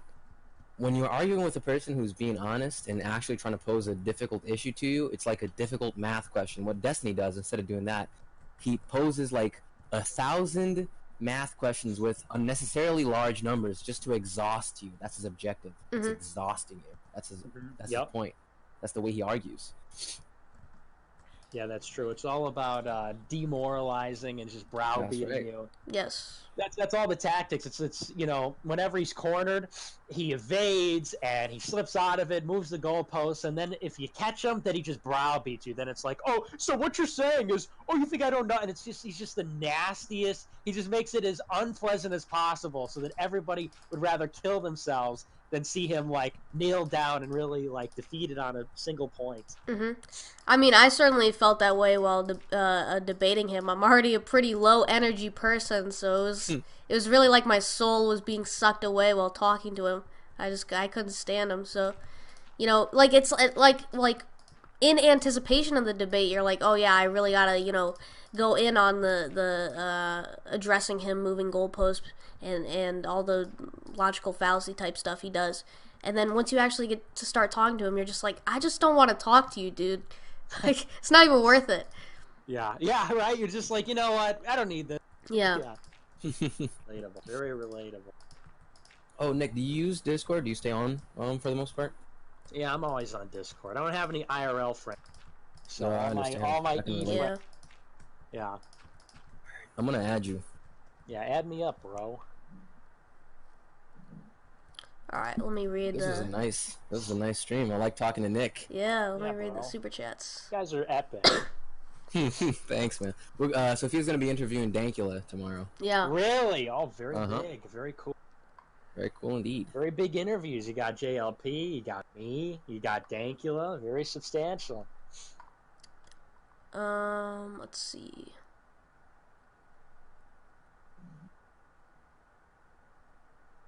Ask Nick if C. Kyle has had any.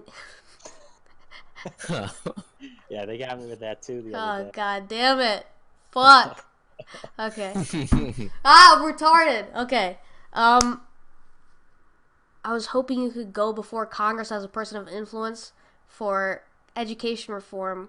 God talk just all the time instead. Oh, is that me? I don't know. Maybe. I don't know. I don't know. Education's kind of gone. Yeah. Yeah. Why is the Pope supporting crime caravans to the U.S.? I don't know. Yeah, that's an issue. Yeah. I think both me and Nick as Catholics are not gonna be a big fan of the Pope supporting the caravans. Mm-hmm. Yeah, we're not happy with that. I don't. Yeah, the guy's a Marxist. And he's a Jesuit, Yeah. Argentine, and kind of just goes with the territory. South American. Yeah, it doesn't really bode well when you go outside of Europe, I think. I guess. The secret is that the goal is to drain every resource from the U.S. and into Israel, intentionally leading the nation into civil war through the utter failure of politics to deter war and the subsequent carving of the U.S. by foreign powers. I don't know about we had that some- one. We had some people talking about orthodoxy earlier, Nick. What do you think about that? You mean like Eastern Orthodoxy? Yeah. It's the closest thing to where we need to be, which is obviously Roman Catholicism, but Mhm. still not quite there. I had a big debate with Jay Dyer about this, and it really just comes down to a few verses in the Bible and I guess some general principles. But I have no problem with Orthodox people, just like 1 degree removed from where you ought to be. But that's okay; they're Yeah. our allies. Mm-hmm. They certainly are. All right. The Enlightenment brought about the separation of church and state, a radical idea for its time. Maybe the next reasonable step in our contemporary age is separation of economics and the state. I would not want that association of fuck the Enlightenment. Yeah. Fuck the Enlightenment. Not really the best analogy. All right, there we go. I'm currently working for a Globo Homo company, and we moved to eliminate all competition. If we deregulated, we will grow exponentially bigger. This kid needs to work for a monopoly, and we'll see what the free market does.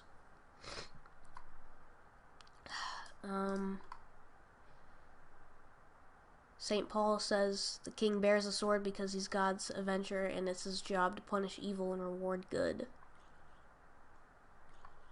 So true. Sorry. Yeah, we just have to get the government to just start locking these people up. You know what Sam Hyde says? What we're gonna do? What we're gonna do with a couple of groups?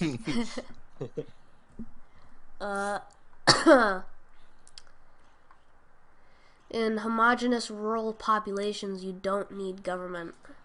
It's certainly beneficial if it were to be ANCAP to have a homogeneous culture. The corporations won't come to your house, but your LG smart fridge will deny you access to your food if you say the wrong opinion out loud. That's funny. It's true. Where we're headed. The Chad ubiquitous war versus the virgin appeaser cuck. Chad war. More Kalashnikov money, Soph, save up. At all times. Thank Submit you. to war. As soon as I can, I'm getting a fucking gun. Dude, if anybody ever knocks on my door, gives me a gun and tells me that there's an insurrection, I'm joining it without Oh a my fucking God, thought yes. in my head. I'm joining the government. No matter what the government is, I'm in the government. Oh man, come on, you'd be a fucking commissar. Yeah, dude. NKVD. I'm a Hobbesian, all right. Hobbes, Schmidt. These are here. Not all, Ludwig von Mises crap. Oh, come on, Hans Hermann Hoppe is a Catholic and he's ANCAP. Yeah, but he's like a monarchist, isn't he? He likes monarchy, but he prefers ANCAP. Well, just like me, I'm on the same page as Hoppe. Well, that's gay. So.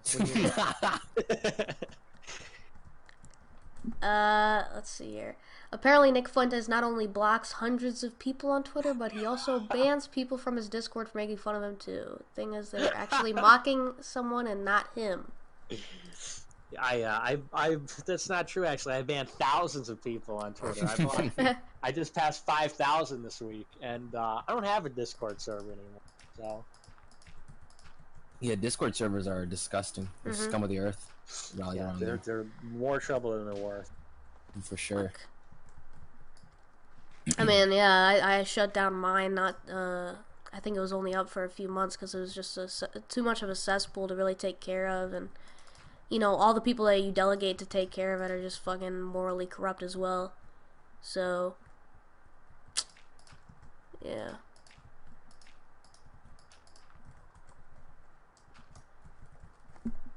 All right, how long can you stay on, Nick? I'm just hanging out.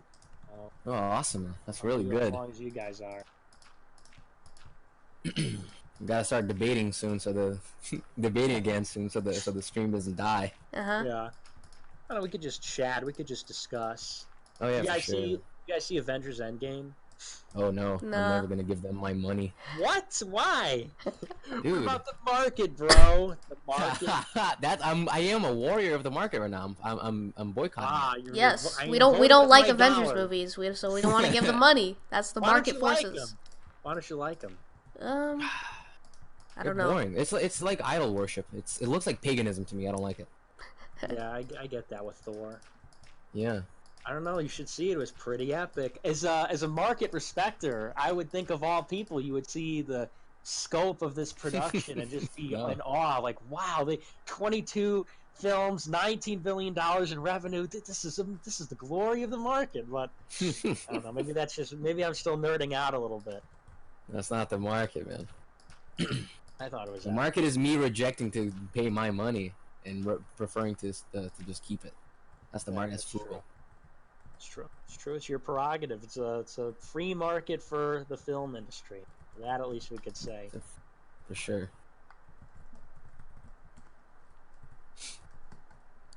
You guys play any games other than Minecraft? I do. I used to play Civ, and I played some Fallout New Vegas too. Mhm.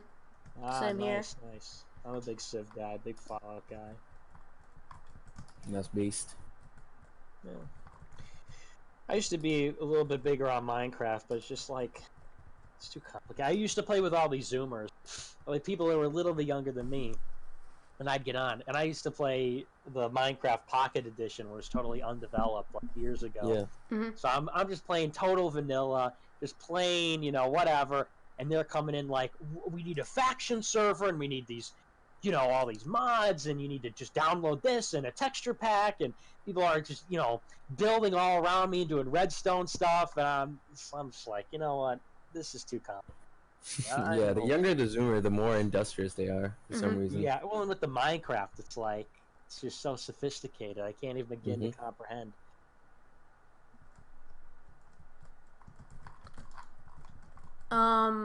Oh yeah, is there like what do you do besides hosting America First in terms of entertainment stuff?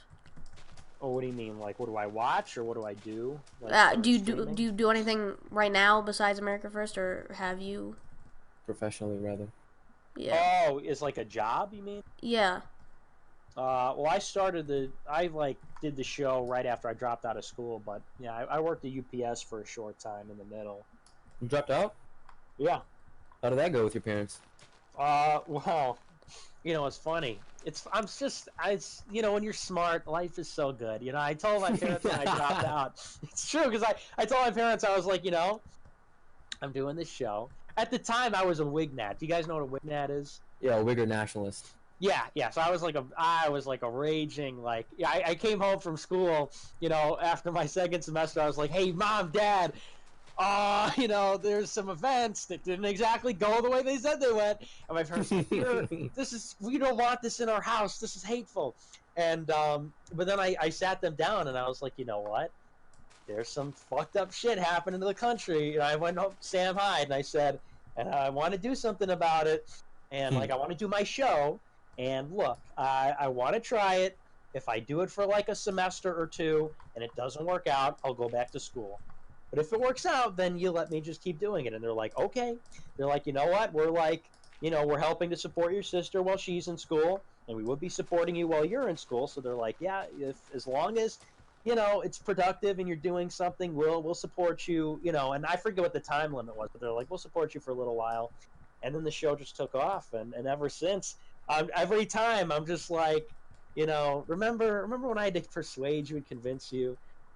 And you were telling me to go to college, so it did not go over well initially. There's a lot of fighting, a lot of conflict, but now everybody knows who was right. I was vindicated. What about you guys? Well, I know Soph is in high school. What about you?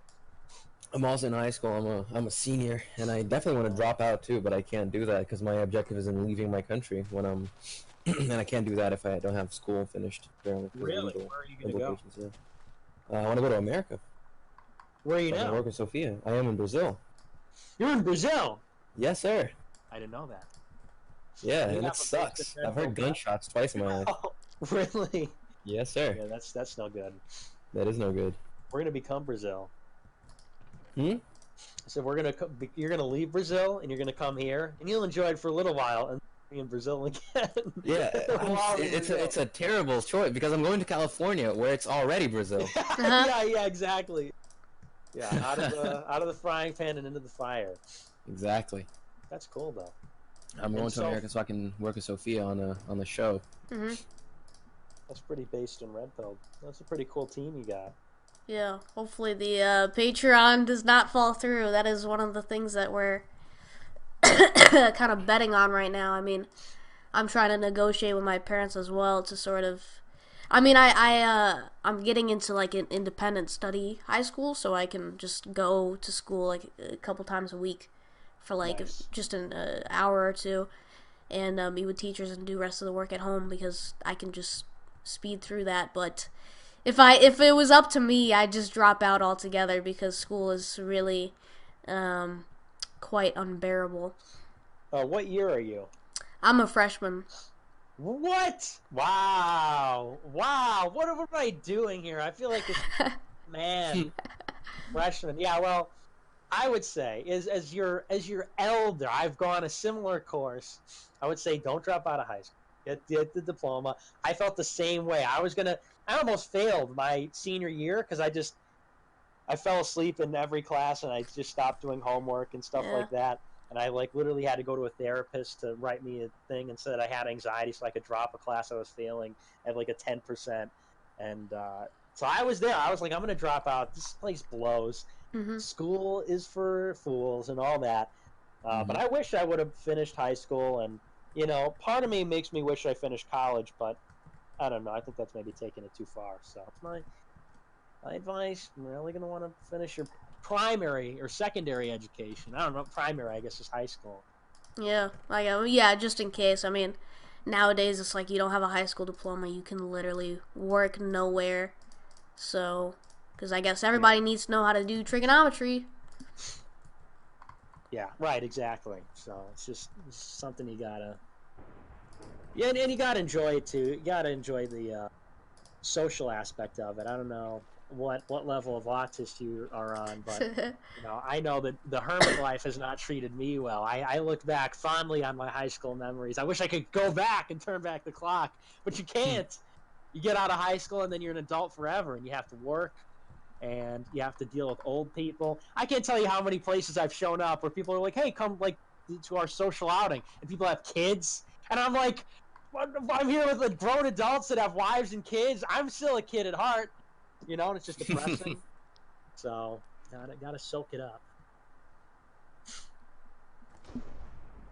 Well, yeah, I always hear like people telling me to be a kid, but it's like once you become self-aware, you can't like go back to like the blissful time wasting.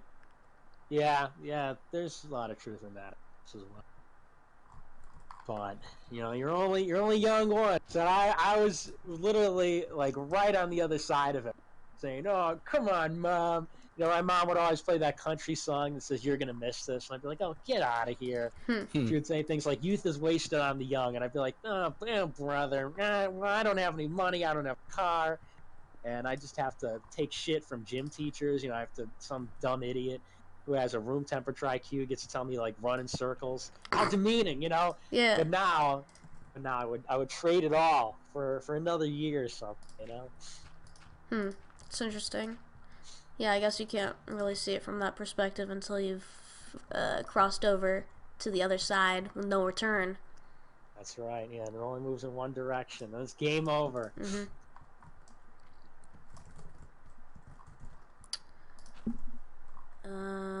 Oh, there's more super chats. Hey, I'm 22 and kind of the first wave of our generation. You honestly give me hope for where our generation's going. What do you think about Gen Z? Is that you or me? I think both of us. I mean, I've talked a lot about Gen Z. I mean, you can talk about your interactions with them and how based you think they are or whatever.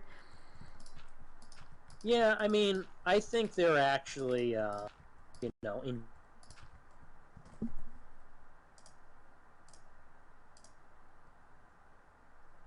I think if you took your average person, they'd probably be pretty much socially liberal and probably buy into a lot of, not all of it, but a lot of this modern stuff. My faith in Gen Z comes from the idea that you'll probably have a small but highly influential group of people like you and me and our followers who will buck the trend, and they'll be much further to the right than the generation that came before. That's how I see it, because people, dummies like Richard Spencer, are always like, "Duh, I'm a Gen X retard, and Zoomers are just as bad as us." And it's like, that's really not the point. They'll pull out a study that says, this percentage of Zoomers says X, Y, or Z. But that's really not what we're talking about. We're talking about the 9-year-old army. We're talking about, Soph. We're talking about Nick. We're talking about, a highly influential minority who sees it for what it is, and they're not Charlie Kirk, they're not Ben Shapiro, they're not Reagan. They're like, full on, they're full on hardcore reactionary. So, what do you think? I think it's important that, it's hard to phrase this without saying I'm more important, but like, it's very important that we can influence Gen Alpha as well. The 9-year-olds that are coming after. I mean, those guys seem like wild cards at this point because it's so early in the game. So they're certainly open to a lot of influence at the moment. Yeah, that's true. We do have to kind of pave the way for some kind of infrastructure for them. That's really what it comes down to, is recognizing like how little we have in the way of anything competitive. You know, like the left has education. I mean, they've got it figured out, this whole machine, how to get people, you know, on this conveyor belt from cradle to grave, and they've got it all figured out. We don't even have a think tank. We don't have a newspaper. We have like a couple of websites, a few podcasts. So I'm with you on that.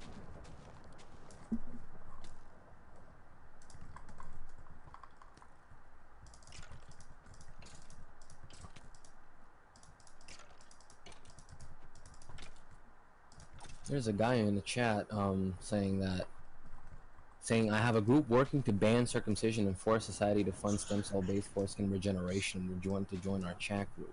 What do you think about circumcision, I guess, Nick? What's his name? Say it ain't so. His name is Gregory Malchuk. No, dude, this guy. Oh, how do you even begin to explain this guy, Gregory Malchuk? First of all, you want nothing to do with this guy. He used to do the same thing in my live chat when my show was much smaller.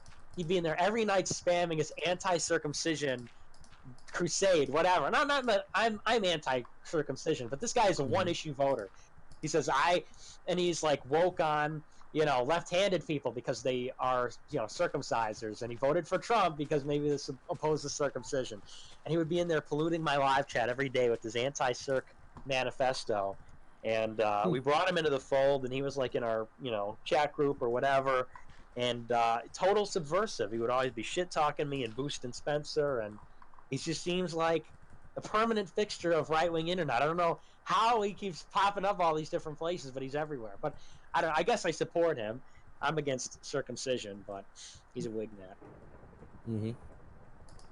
I mean, we have our reasons, but what are your primary reasons for being against circumcision?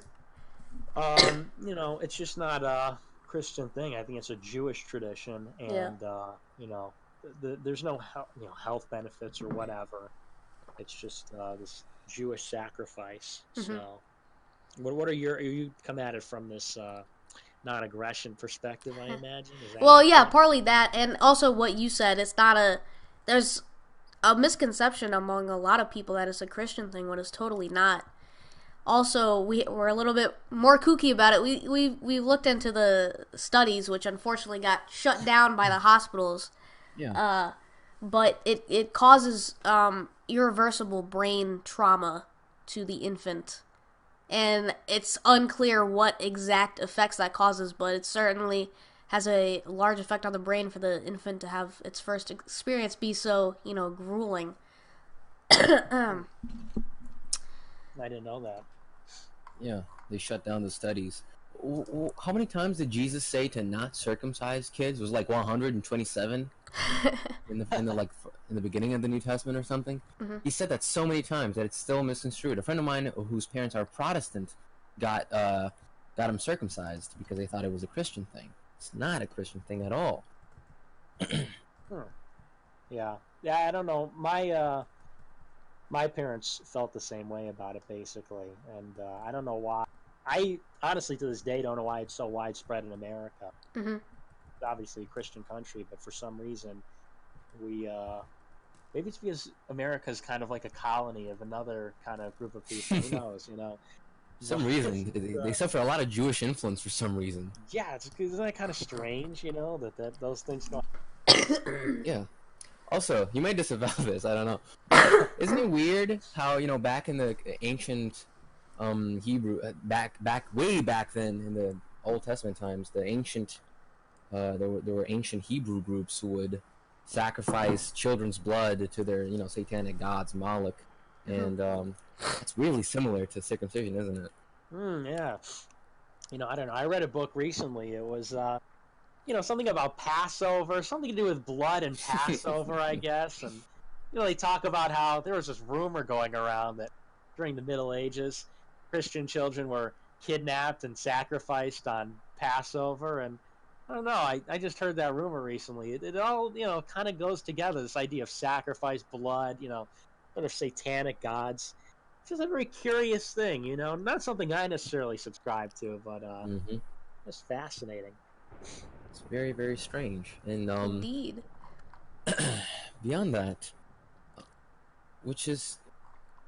there seems to be a pattern of people who are circumcised being immoral, and those people tend to also have a tendency towards having genetic defects because of the inbreeding that they have. I've heard this before. It certainly doesn't help. Yeah, it certainly does not help that they're getting brain trauma from getting circumcised when they're newborns. Yeah, I mean, well, the studies seem to indicate that it might make them more emotionally unstable or possibly easier subjected to manipulation. That's interesting. Really makes you think. Man. We should show our support for Israel and cut off our foreskins in front of the White House. Absolutely. For sure.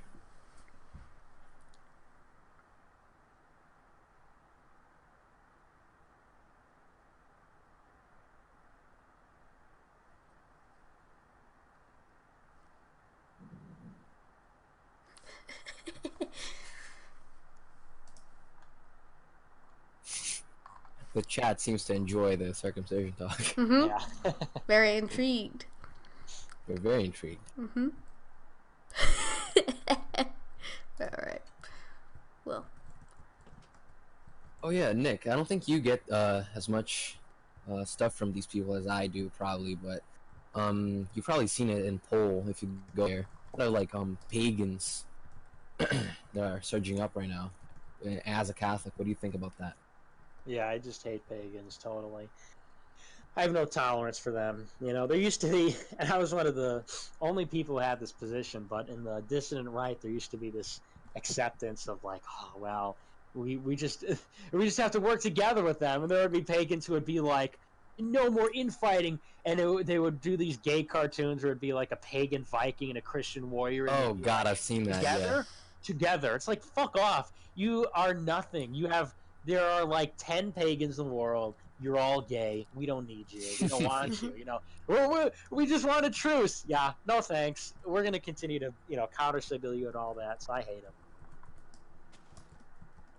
Found out Brittany Venti was a pagan recently. Very disappointing. She's a pagan? Really? Yeah. She told me. Oh God. Yeah, she told me. She interviewed me and she told me about her. What do they call that? She had a shrine to Artemis in her house. Oh man. Yeah, isn't that nice? Intriguing. She said she went window shopping for religions, and she just felt a real connection with Artemis from, I guess, the Greek god pantheon or something. Yeah. So, there you go. We gotta talk to her about that. Yeah, certainly. But people in the chat are also mentioning the whole foreskin facial cream market as well. Very true. Totally legit. Circumcise therefore the foreskin of your heart and be no longer stubborn, from Deuteronomy.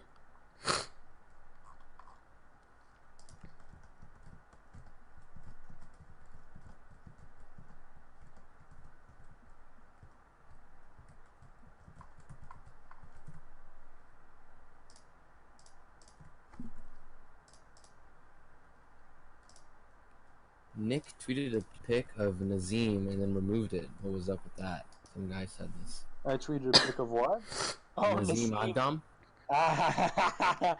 Blessed Nasim, peace be upon her. Yeah, I did. I did in fact tweet that the other day.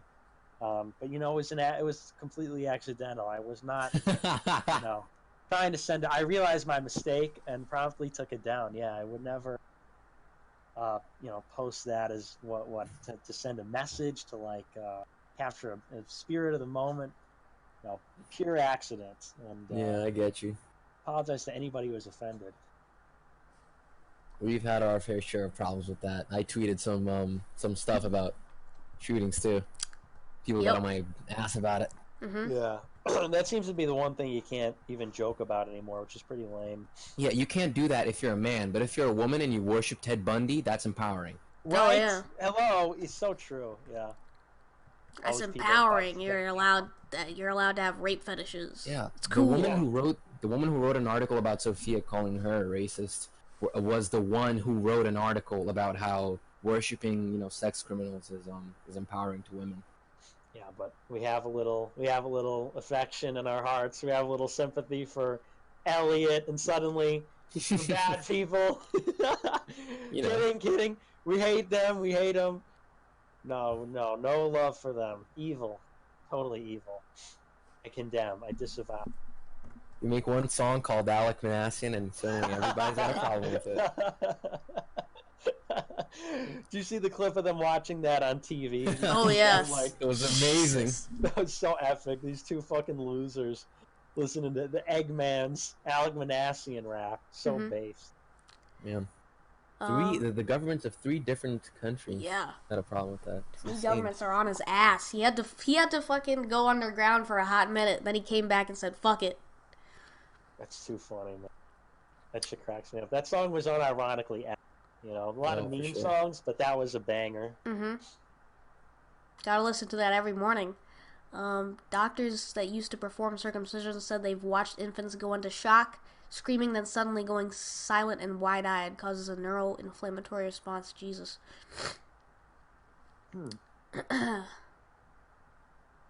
Elliot Rodger is way cuter than Ted Bundy. Huh.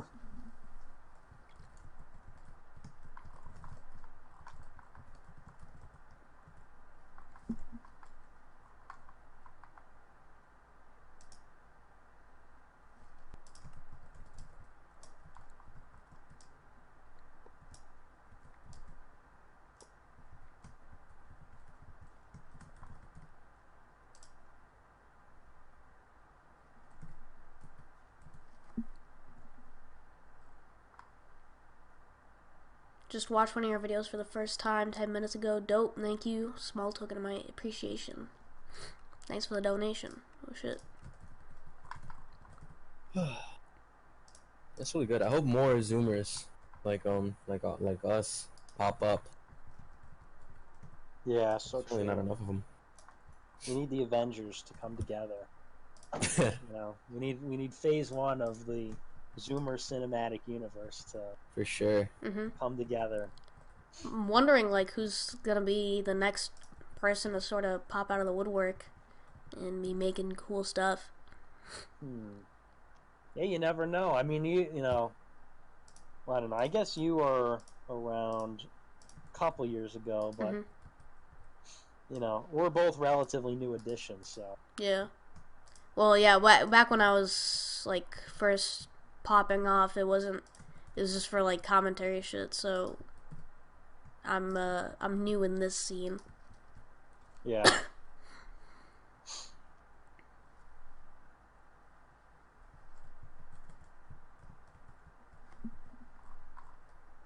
So, are you Catholic? We're all Catholic. The 3 of us are Catholic.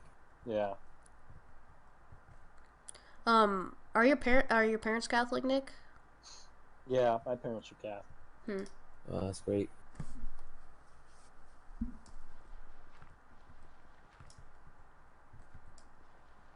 Some people are saying that you said some stuff in a Discord and got in trouble for it.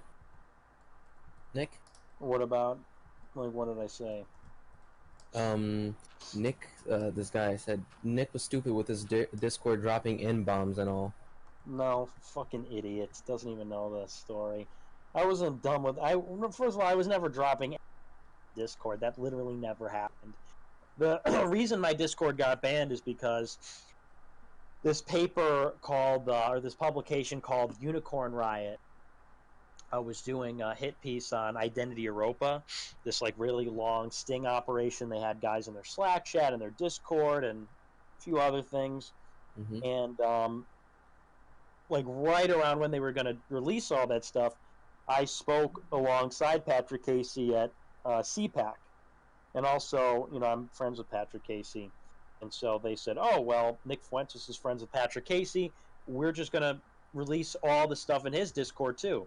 They did this big hit piece, and they said, here's leaks from Identity Europa's Discord, here's leaks from James Allsup's Discord, and here's leaks from Nick Fuentes' Discord, which is bullshit because my server was public, so leaks, it was all public anyway, and whatever.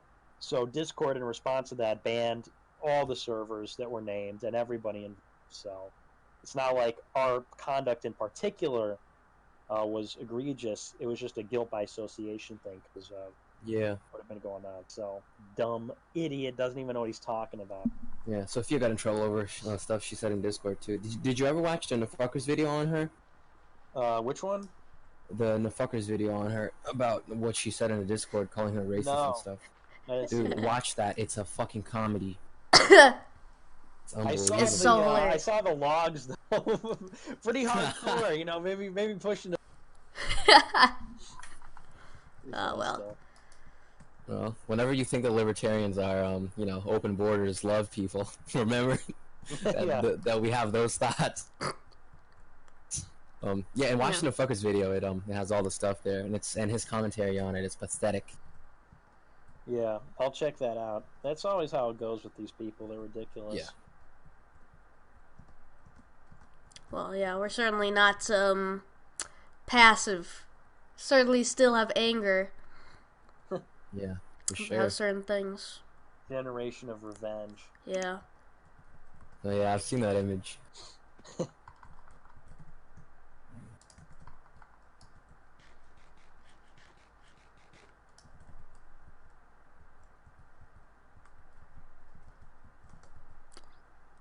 Alright, we've been going for 3.5 hours. How much longer?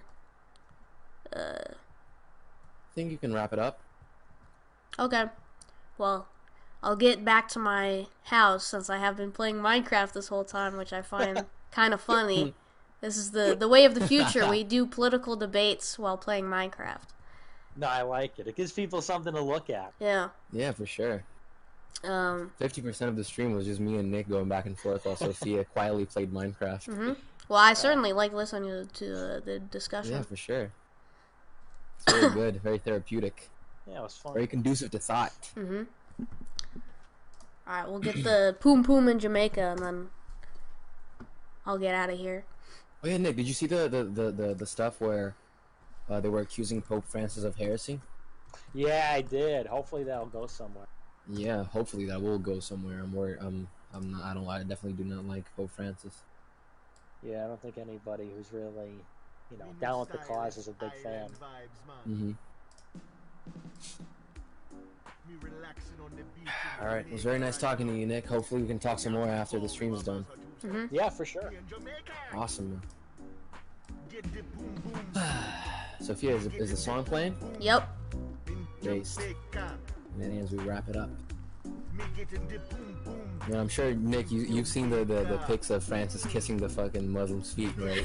Yeah, or the Sudanese rebellion leader, whatever. That was just pathetic. Very sad. Yeah. They all have like surprised expressions. They're not sure what to do. Whatever one of the people with the Pope was trying to like get him to stop. Yeah, right? Oh, yeah, that was just... His little hat would fall off. Yeah. Oh, it's just embarrassing. I think he's trying at this point. Yeah, I think yeah, his objective is to be virtue, Catholicism, or make it appear virtueless. Yeah, it's pretty brutal. What are you gonna do? Style is island vibes, man. The shirt unbuttoned, nice. The sunglasses, nice. Island vibes. Me listen, Some guy said in chat 3 more hours. me brother. You don't tell a Jamaican what to do with it, red man. Need that eggy stream ethic to do something like that. Me getting the boom boom. Yeah, Eggy's he's incredible. He's I gotta incredibly admit, industrious. man, when he it comes to goes that. like forever. Yeah, hours. Very often too, Me getting the boom Pretty boom. hardcore dude. In Jamaica. for sure. Very dedicated. Me getting the boom boom. In Jamaica. Right now, man. For Third World Radio, Jobless, signing off. And remember, Me getting the boom boom. In Jamaica. Bumba Clock.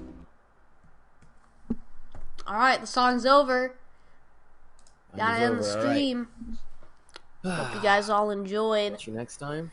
And farewell, Nick. See you in the Crusades. All right, thanks for having me. Thanks No for coming problem. on. Alright, this is your lieutenant signing.